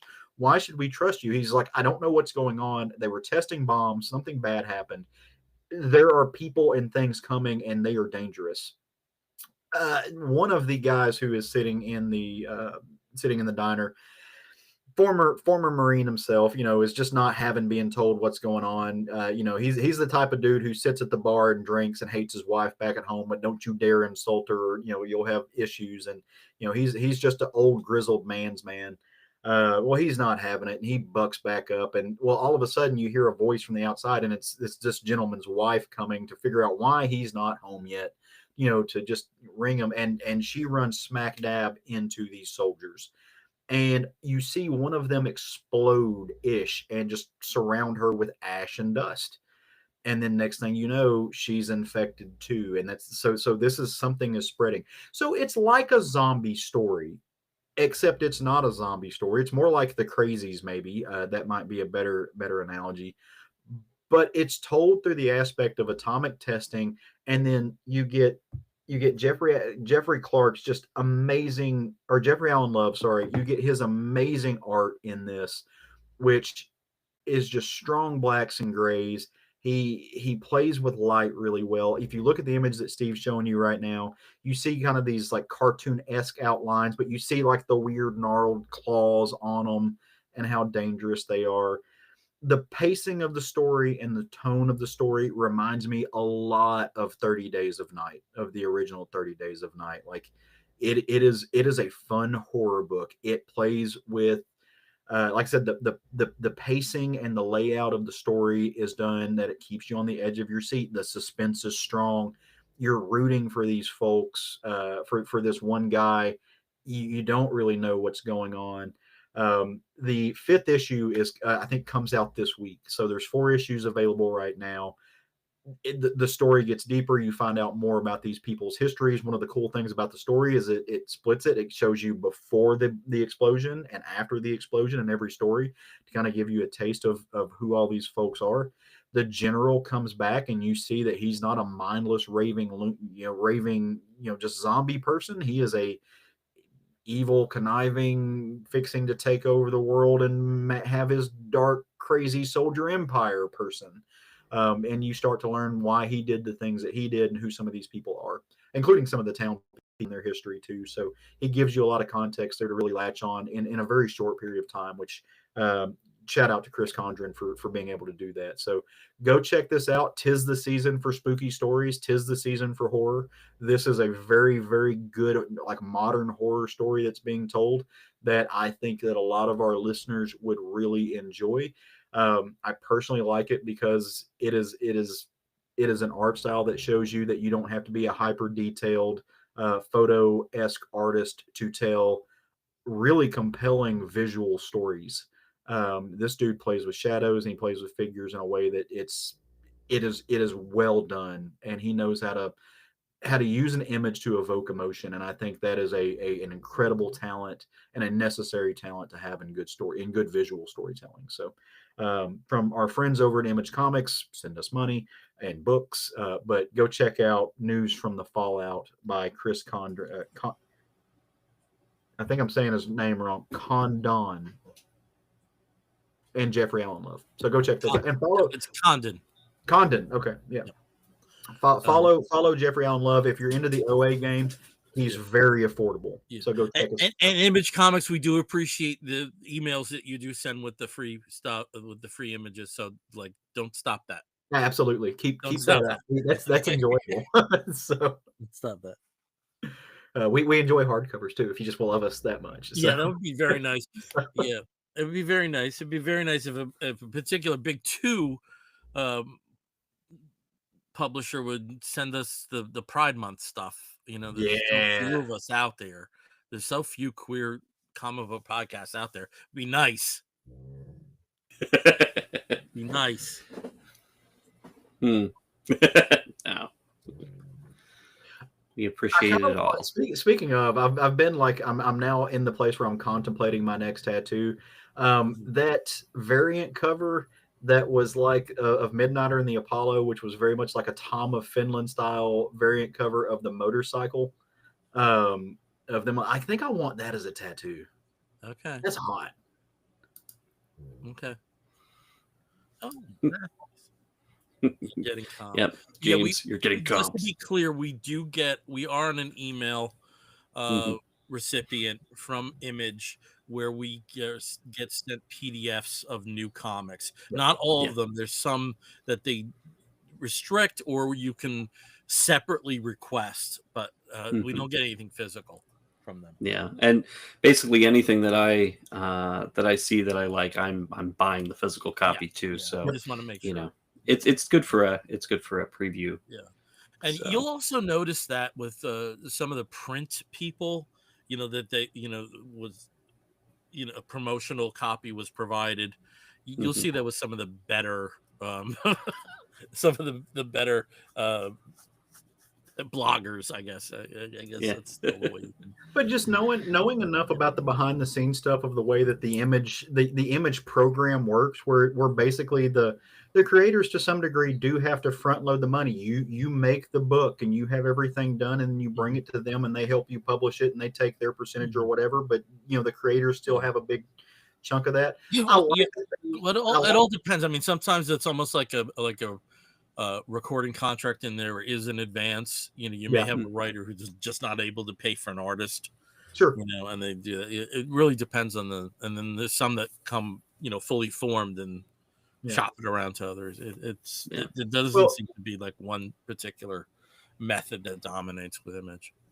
What the reason I was saying that though is especially for the ones that they do bring the comic that they've front loaded the money for, they bring that to Image. I like that Image gives comps to people like us, big podcasts, small podcasts, to help get the word out, because those folks ride or die on that, and I think that's cool. Yeah. But I mean, to your point, Bill, if you go to Skybound, which is Kirkman's, the guy who wrote the whole manifesto about not working for people who take your money and yada yada yada, he has the Marvel, like the old school Marvel thing about how he makes his comic. It's not creator owned, so he forgot he wrote the manifesto. Yeah, it's all good. Okay. So Steve, you have another book? I do. I'll be pretty quick. I'll be quick with this one. So it's definitely something that Bill, you've recommended before, work from this particular creator. Me? Yes, you have. Me? And you might actually recognize her name when I bring it up. It is coming. Dang it. It would have worked if it was instantaneous, but no. It is Ngozi Ukazu's Flip. Now, Ukazu is also the creator of Check Please, which I know you love. Very cool. Yeah, and this is her again working with sort of a YA focus, and it's a book called Flip. And Flip is about these high school kids who are at a private academy. Focuses mainly on Chi-Chi. She's a first generation American. Her parents are from Nigeria. They work really hard, and she's on scholarship at this really wealthy academy in Texas. And she has a bit of a crush on Flip Henderson, Ray Henderson. And at the beginning of the book, she attempts to give a promposal to invite him to the senior celebration. And unfortunately, it goes horribly wrong and crashes in spectacular, embarrassing, cringe fashion for her. And she's so hurt by Flip's reaction, which is more, it's almost like, it's not meant to be cruel, but it's sort of like, I wouldn't go with you because I don't really know who you are. I don't think about you. And so she, runs off very, horrified and embarrassed, and makes a wish. And what then transpires is a Freaky Friday situation. So she and Flip bodies. She reveals this to her two friends, Yesenia and Esther. So they're, involved in this whole thing. Flip himself, of course, who's now inhabiting Chi-Chi's body, is getting used to the fact that, now he's in the body of a woman. He's in the body of a black girl. And he is, of course, a, rich white dude. And so there's a lot of ideas of race and privilege, class divide, because Flip is from a very wealthy family, but they themselves are going through a major issue where his father's been arrested for a major financial scandal. And his mother is just drowning her, her depression in pills. And he himself is extremely depressed, but doesn't realize it because he isn't present for himself. And at the same time, Chi-Chi is understanding, or coming to understand, that her feelings about herself are extremely negative, and she starts to learn how to see herself through someone else's eyes, literally, through Flip's or Ray's eyes. And the techniques that Ngozi uses here, to Okazu, to show, or sorry, Okazu, to show when they flip is changing the eyes.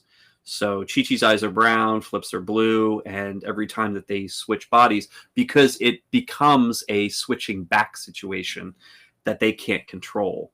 So sometimes they're switched, sometimes they're back in their own bodies, and then they switch again. And it becomes sort of a point of conflict between them because, the decisions that one of them makes in the body of the other, of course, affect, what's going on in their own lives. And Flip does eventually reveal to his one friend, Oliver, who of course takes his right. He's like, yeah, cool. Okay, I get it. But it is such a well-told story. And there's some really strong emotional moments in here that, I did tear up on because, Ukazu says in the afterword that this is a very, autobiographical story. Obviously the fantasy element's not real, but just the feeling of being a person of color in a wealthy school where she's there on scholarship. I mean, that's something that she experienced, and how she experiences herself surrounded by rich white people, where here she is, first generation, African immigrant. There's a very different relationship that she has with not only herself and her own body and her own, perspective, but experiencing that perspective through others, looking at her when she is very much the other. And so it's a really great story about what happens when you do have the ability to see through somebody else's eyes. And it's wonderful. I just love this so much. And it is a one and done story, so it is just one volume, put out by First Second. Her art style is great. It's fun. It's cartoony, and just really accessible. And I absolutely, I just devoured this book, just breezed through it because it was so good. So reminds me a little bit of Giant Days as far as the style goes. Mm-hmm. Yeah, I mean, she does have. I mean, she's been doing art, actually, professionally publishing. I think she's been publishing in the New Yorker since 2020, but she's had several very successful Kickstarters and webcomics where Check Please started. But she's also done. I want to say it's Bunt. Yes, Bunt, which is another YA novel about a girl who decides to get into college by playing softball, and becoming really good at softball. And it's fun. She definitely writes towards a younger audience, but absolutely as an older reader, I 100% was all in on it. And yeah, I mean, Check Please was very much like that as well. Yeah. I totally forgot. Yeah, but I just Ngozi Ukazu, look up her stuff. And also there is a second volume of Check Please. Yes, yes. So there's two of Check Please, and then Flip, of course, is one volume. But in a way, I'm kind of the story does finish, so it wraps up very well. But I think that they could easily come back, and I would love to see what comes next for these characters. So definitely recommend it. Flip, put out by First Second, available at finer bookstores and comic stores everywhere. Okay, great. Thank you. It's nice to hear that I turned you on to an indie writer, an artist. It's so rare for me these days. Yeah. Yeah, I was so excited to to get this. And she was actually at the local book festival. And unfortunately, I did not get to get her to sign this copy, but I was, very happy to pick it up while I was there. All right. Well, I'm going to switch to a name that's very familiar to our regular viewers and listeners. And we, all three of us, do a lot of Kickstarters, and especially when it's somebody we have a relationship with. jump in on that campaign. And I'm not sure if you got your copy, Steve, but I got my copy of Shaken and Stirred, Volume 1, The Man Who Sold the World, written by Steve Bryant, cover by Steve Bryant here. And the art is by Rob Jones. And I have to give a very big shout out to the colorist of this, Jason Millett. Just some really good work on here. So what is Shaken and Stirred, The Man Who Sold the World? What if James Bond went rogue? And what if it was some of his former Bond girls that grouped together to take him down? That's the elevator pitch. And this was so much fun. I absolutely love this. Steve, I have a few graphics here. So, I've given the elevator pitch. We start in 1989, and the James Bond analog in this case is Simon Abbey, who I believe is with MIS because he uses love and a lot of Britishisms. I'm almost certain. I just didn't necessarily have something to hang the hat on. But now that I think of it, yeah, there's a few other Britishisms there. So he is caught here over the Mucklefugga Lighthouse in Shetland, Scotland. And though I don't have the graphic here to follow, he is rescued by a relatively, I don't want to say young agent, but who's Agent Boothby. And it later turns out that she, I'm not sure if at the time she was, but we then flash forward to her in the current day as Lady Margaret Boothby. And I think in the next graphic, you see her how she is in present day in middle age. And she's one of the first to get this news that something's amiss with Boothby's activities. And as we go through what would be the first chapter in the book, and it is kind of at breakneck speed, it goes from current day, then back to the past, then current day, and then back to another past. You do have to get used to that style. It eventually it eventually moves on to the present day for most of the action throughout the rest of the book, but it is a little jumpy at the beginning. And just know that if this was a movie, you'd be fine with it because there would be different visual cues, but reading it, it was a bit of a challenge at the beginning of keeping stuff track, but you did get used to it very quickly. So Steve, if you can go to the next graphic here, there is a scene where it's action that takes place on a ski slope, and there isn't one action franchise out there that would not be salivating to have this scene on film. It was fantastic. If we keep going with some of the elements here, this is where the group has, for the most part, come together. And as you can see there, it's exotic locales. This takes place everywhere. Again, we begin in Scotland, New York, these beautiful locales all over the world. So, for people who like Bond, Caleb, I thought more for Wendy, our friend, than I think anybody Wendy would else. love this. It's Yeah, almost specifically written for Wendy. It's and it almost has like a strange. human target feel too. A little bit. I think I was just so wrapped up in the Bond element to it that I didn't really allow for other influences. Though there are other influences in Steve's back matter material. He does talk about a show that never got off the ground called Final Girls, where it basically was Jamie Lee Curtis gathering final girls from other properties, and they form a sort of team. It's sexy. I love that it's uh these are women just like Bond films. These are women from all different types of cultures, from all different types of races, all different types of ages. As I said here, that one character that I did land some time on Lady Margaret Boothby. Is, you know, she's not a spring chicken, but she certainly is probably the most effective member of this team. We also have an African American agent who is on the cover here, Vanity Blue, who has a very, very personal reason for getting involved in this. They all do, but hers is particularly sad.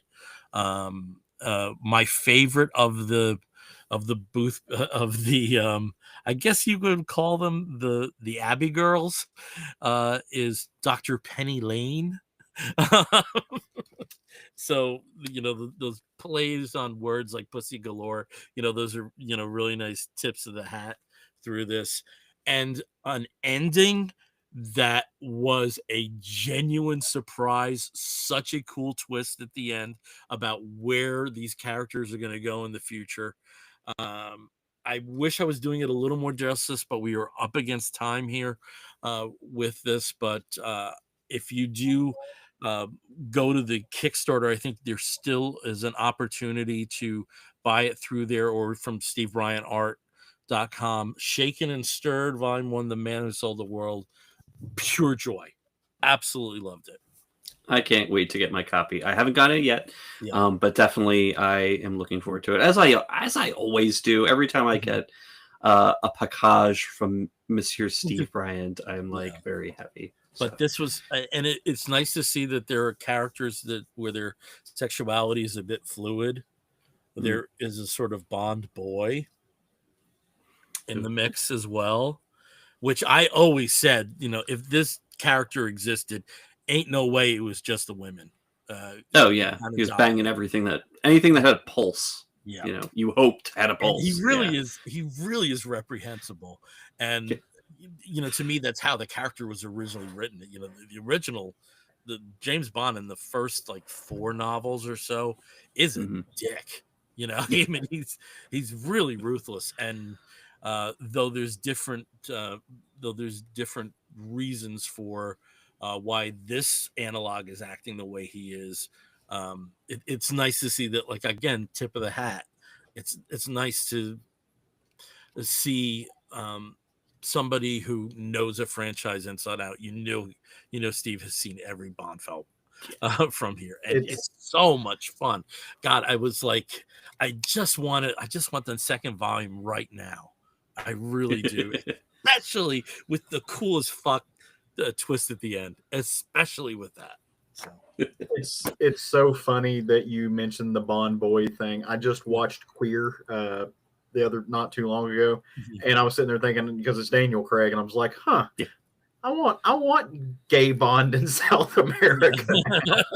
Like searching for ayahuasca.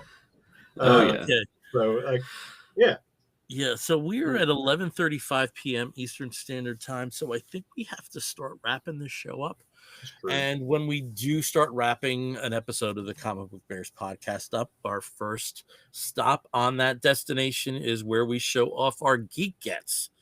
Very often Steve doesn't have anything, but looks like this time he does. So why don't you take it away with what you got to show off?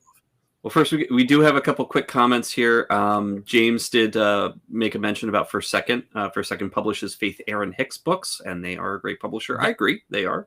And one of the best books that we spotlighted here with the author was the Fuhrer and the Tramp.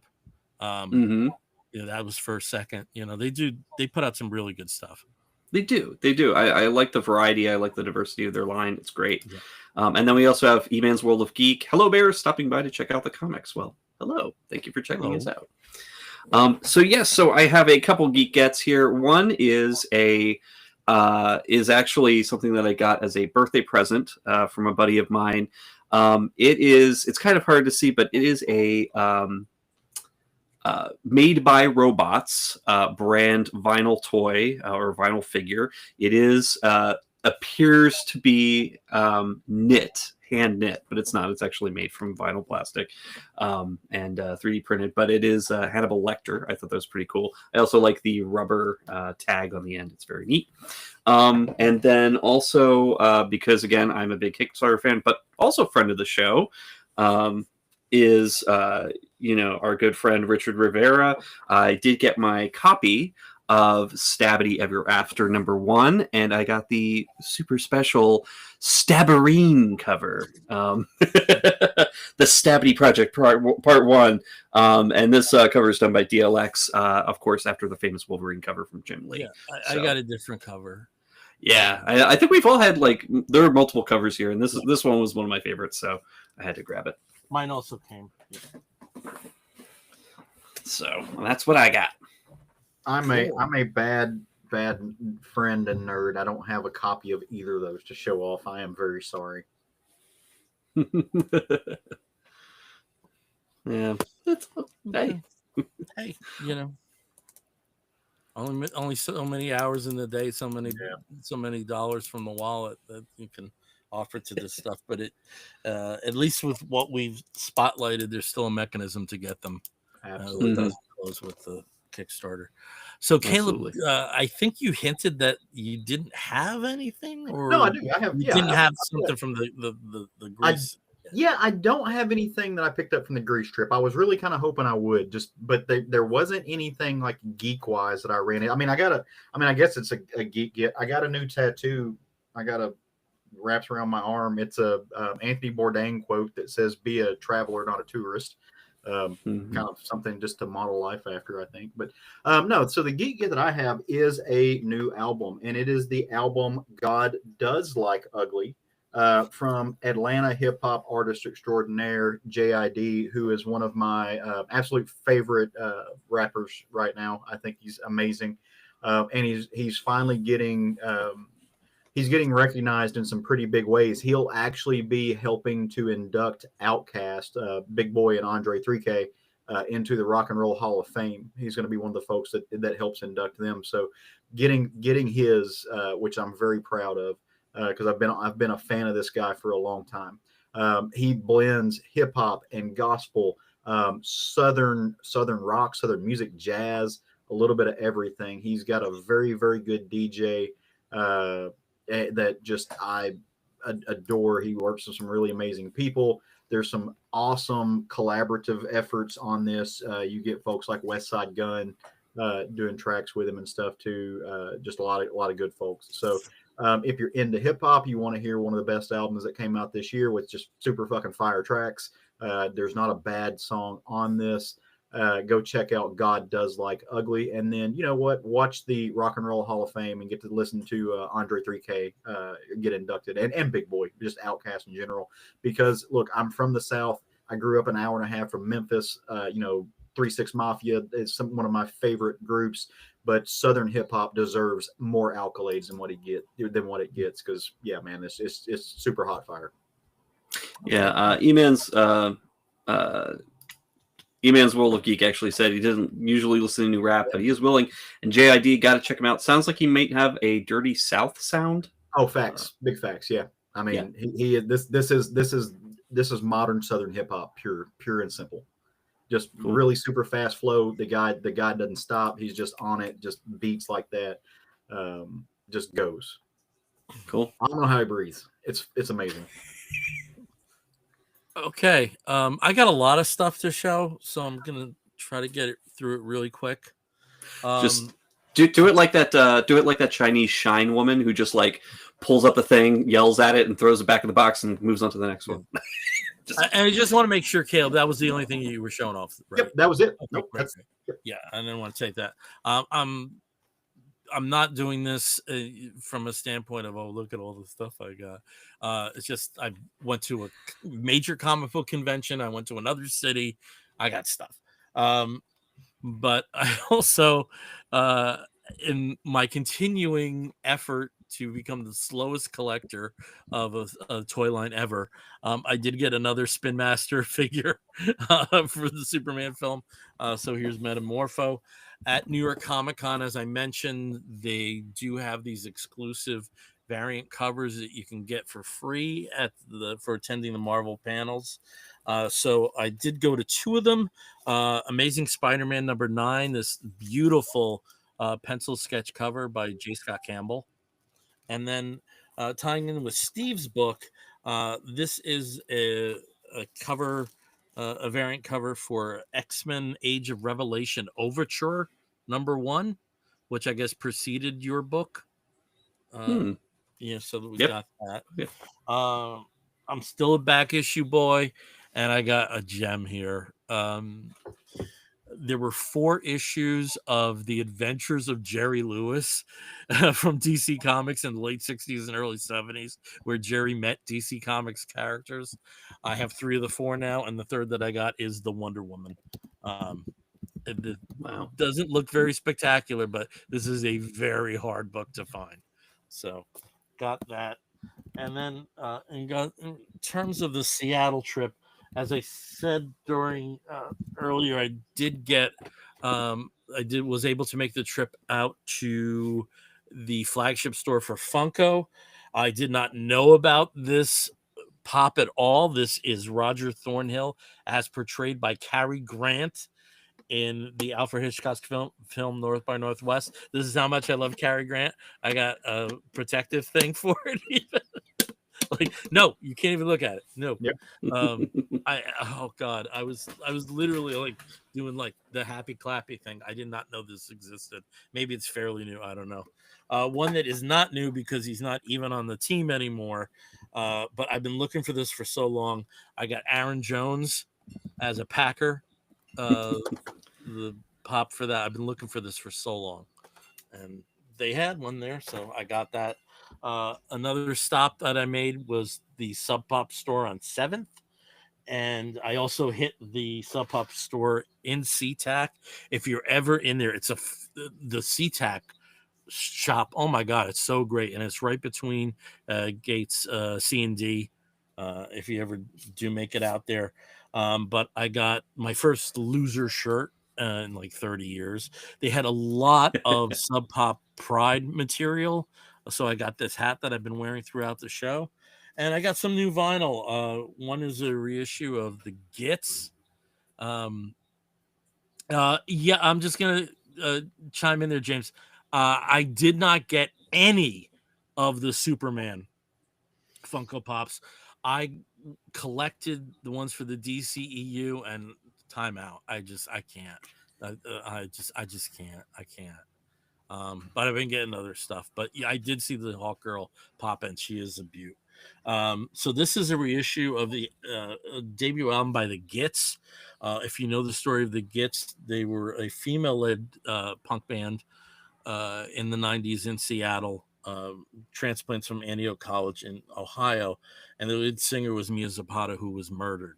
And her murder led to some good stuff like the Home Alive program, but a real tragedy, something born out of tragedy, but really good stuff.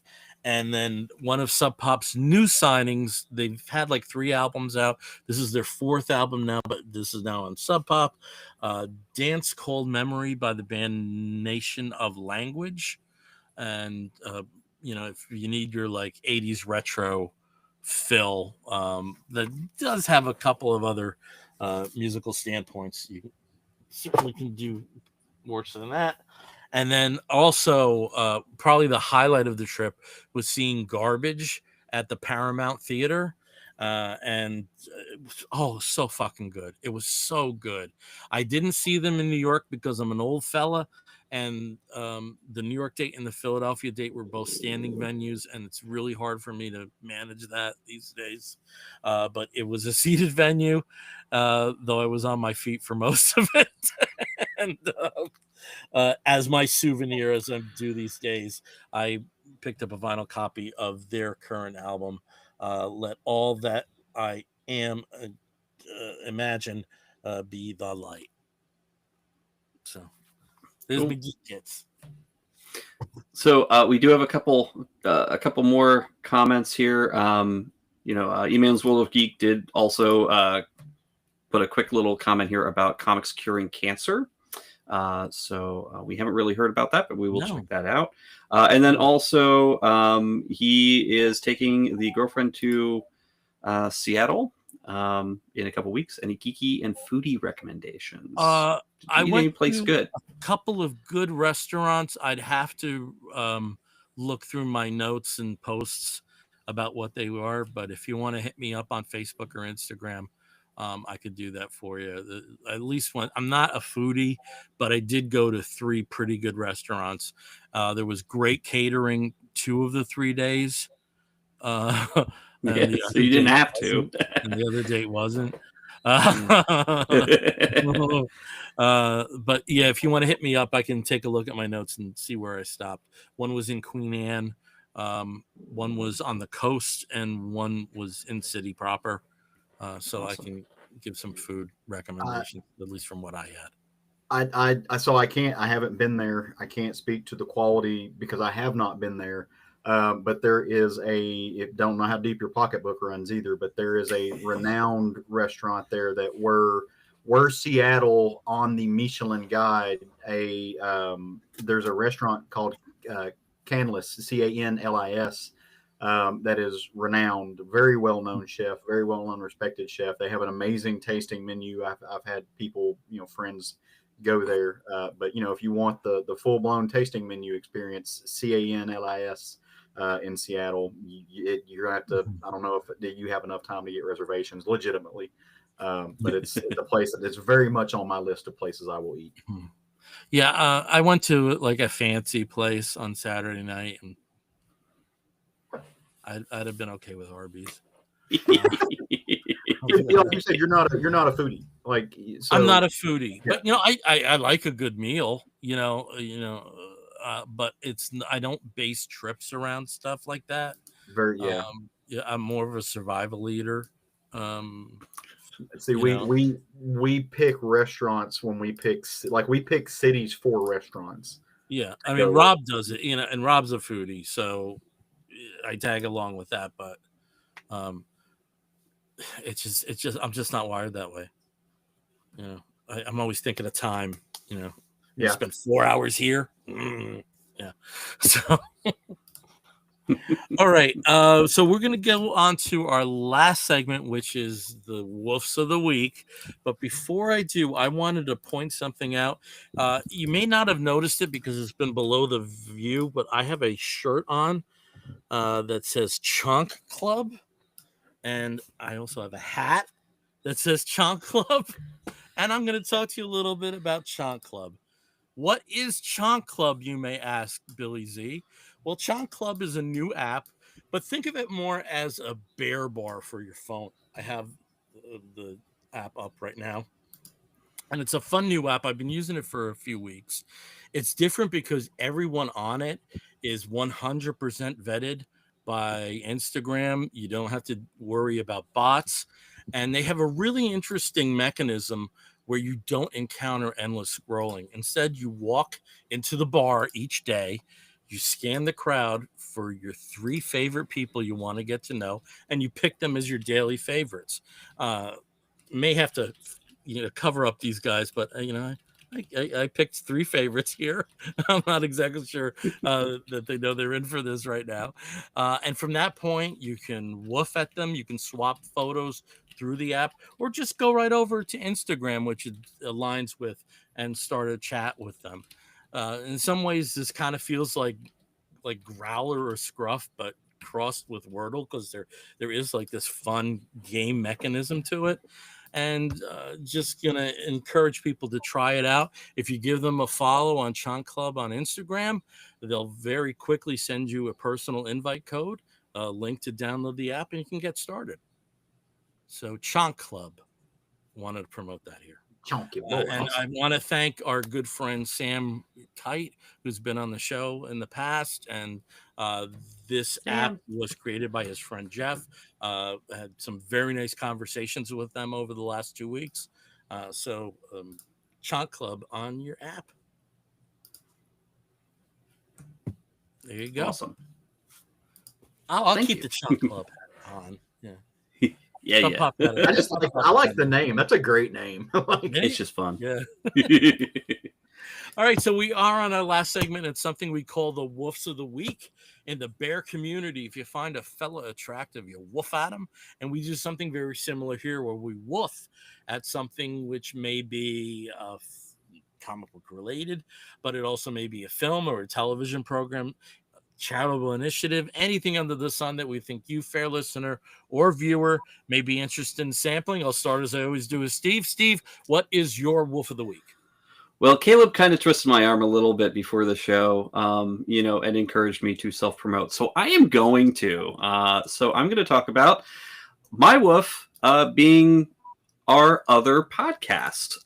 We have a sort of spin-off podcast, Comic Book Bears Presents The Bear Cave of Terror. So it's a podcast where I talk with a new guest every week. And they bring to us a horror movie that they absolutely love, and we just gab about it. We talk a lot about, the making of the film, behind the scenes, the actors, the directors, and just really cool themes that come out of each of these movies. Some of them are classic, some of them are trashy, some of them are just wacky, crazy, and some, I'm sure, are much well-loved by everybody. And our latest episode that came out on Sunday, we do publish a new episode every Sunday, was about the Creep Show, the original Creep Show from 1982, the George Romero Stephen King collaboration.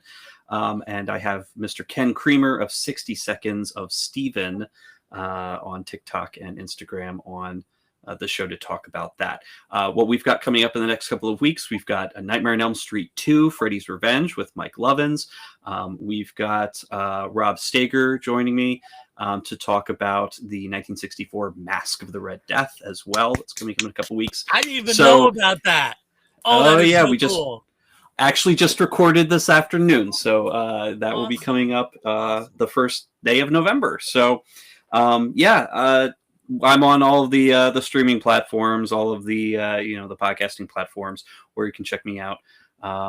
Check us out on Bear Cave of Terror on Blue Sky, Instagram, etc. So there we go. There's my woof. My woof is my stuff. What I want to know is, I've already been on it twice.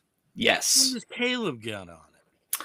That's a good question, Caleb. Yeah, I know we talked about it when you were getting back from all your stuff. Yeah, no. Hopefully, very soon. Steve and I we've discussed that. We want to pick a show that we both enjoy it, rewatch it, kind of together. Actually, we've talked about doing that, where you watch the show while FaceTime or something like that. But just watch the show, and we just I busy. I've been to literally so far this month. I've been to 3 birthday parties. Came back from a foreign country. Worked a billion hours, and I've got a ton of stuff this weekend. So it's finding time, and I've got to do. And he's a ballerina.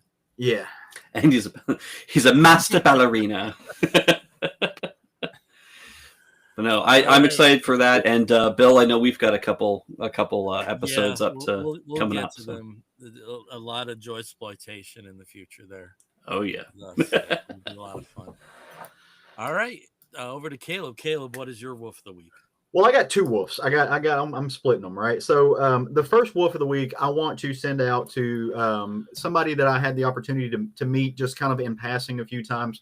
But if you pay attention to a lot of like queer spaces on the internet, you may have noticed some posts about a queer activist named Miss Major, who passed away. Miss Major lived in Little Rock. I got to meet her several times. A fascinating lifelong story. Miss Major was at Stonewall when Stonewall happened. She's a trans activist. She then dedicated her life to trans activism, and specifically working with trans women who were trying to reincorporate after prison, so coming from prison, trying to get back into the world, working with them, making sure they had places to live, and helping finding them careers and jobs and stability and stuff like that. So just wonderful person, and just on a level, how wonderful, genuinely wonderful is it to hear a story about a trans woman, a queer person who died of old age peacefully. I'll take that every day of the week. So cool stuff. But the other wolf of the week, I wanted to give a pop culture wolf of the week, and it goes out to the Netflix series that I'm sure a lot of you have heard of, or maybe like me, you've binged and watched, for the quote unquote plot. But Boots on Netflix, which legitimately has a great plot. This is a I say TV show. It's an episodic series set just before Desert Storm kicks off, where a young, a fresh out of high school 18-year-old boy follows his best friend to the Marine Corps, to boot camp. And this guy, he's a twink, right? Like you look at it, he's the kind of guy you're like, dude, like you were very obviously gay in the 80s. Like you're like Reagan era queer. So and he was. And so but he's obviously closeted. This is, I think pre Don't Ask, Don't Tell. It's just you couldn't be queer in that era. And so it's him trying to figure out who he is and survive boot camp.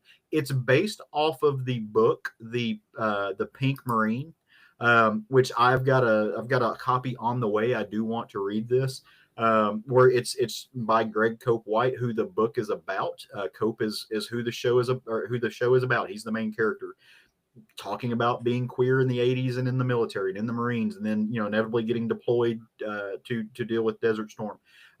Amazing cast, did a great job. At the end of it, there were moments where it got a little CW-ish, but for the most part they kept it where it needed to be. I thought it was a really good story, really well done.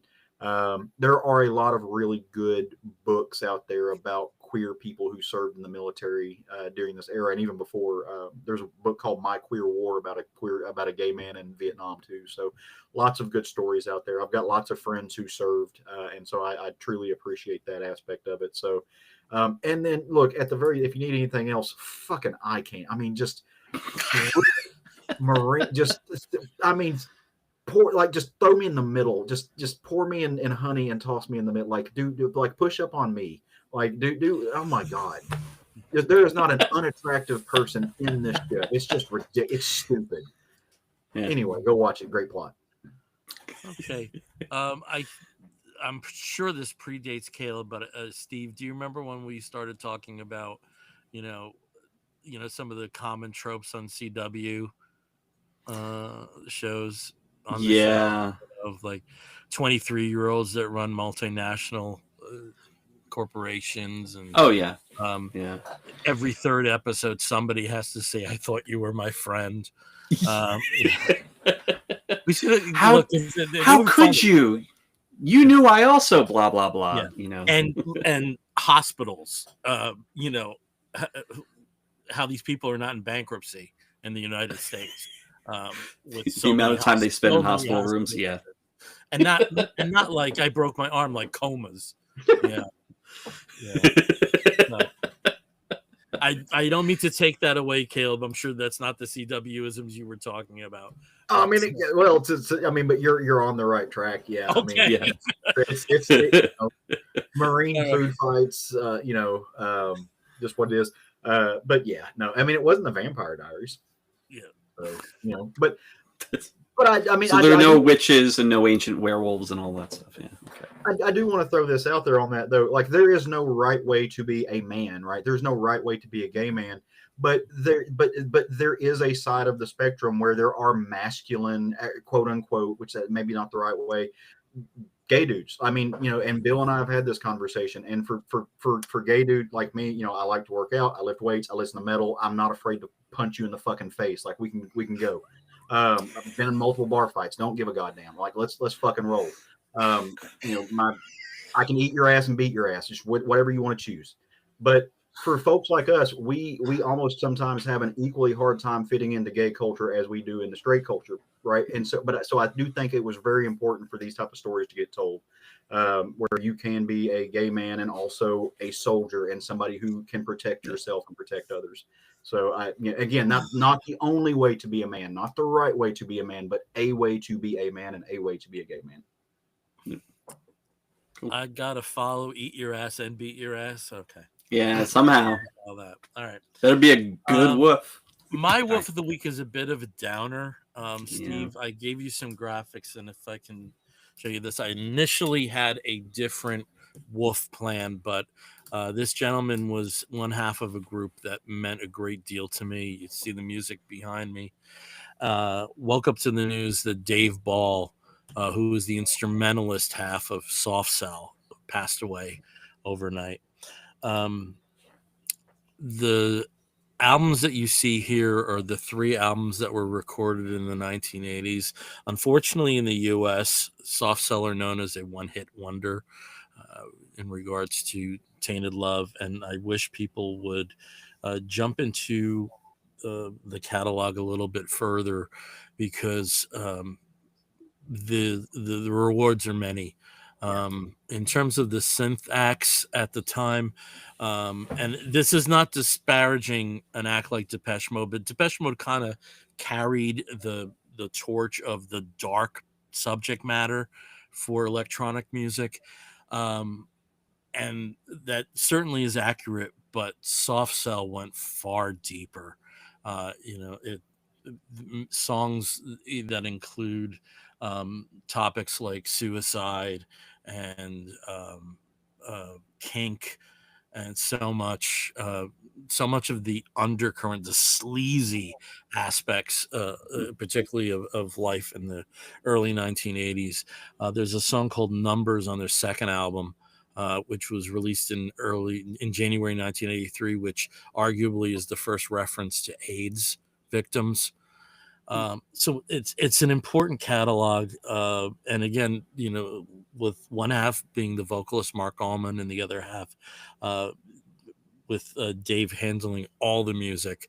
It was a beautiful union. And again, because of the way Mark is wired, Dave was not queer, but he certainly had a lot of queer sensibilities musically, and you can investigate the catalog to find out what there were. There were 2 additional albums that came out as reunion albums, Cruelty Without Beauty and Batteries Not Included. There was an additional album that they just wrapped up last week, which will be released, unfortunately for Dave, posthumously. Since I know those albums inside out, I wasn't really listening to those today, but I did break out my box set of 12-inch singles, and there's a much friendlier version of this with a lot of the same tracks, just because I needed something that was somewhat fresh to me, because I know those albums inside out. They were an important act for me as a teenager growing up. I wasn't a tragic teenager. I had friends. I had a very solid circle of friends. I had a very very strong support system from my parents, but I was confused, and their music made me feel a little less alone in this world, and that follows you your entire life. And as I said in the post today, this one hurts. So Dave Ball, rest in peace. Okay. All right. I don't mean to end on a downer, but it can be celebratory if you investigate this music, and especially there are such a good link between synth pop and industrial. Not necessarily too many industrial sounds till you get to their third album, This Night in Sodom, but the mindset is there more than anything else. And I think as time goes on, especially with Dave's passing now, there might be a little more focus on how important a group they were. So. Oh yeah, absolutely. I spent all day listening. I mean, I've listened to them for a long time, and I found I got to them because I'm an industrial fan. But it's it's the same thing with Ministry's first album. It's a synth pop album, and then they're Ministry now. But you can definitely see how those bands formulated and built up the musical platform that would become that. And I do want to say on the recent album, one of their most recent releases, they do a cover of Ghost Rider that is amazing. So yeah. And if you also want to jump, I mean, Mark Allman's solo stuff, he is the most non-commercial commercial artist ever. And their treasures there are many as well. And it's nice to see that he indicated that Soft Cell will continue, if only for promotion for this upcoming album. But this one's like I said, sometimes there's, and I don't even want to call celebrity because who the hell knew his name on a celebrity basis, but with some of these musical acts, as you're getting older and they are passing, for me, this one really hurts. So. All right. Well, we are the Comic Book Bears podcast. We thank you for joining us tonight.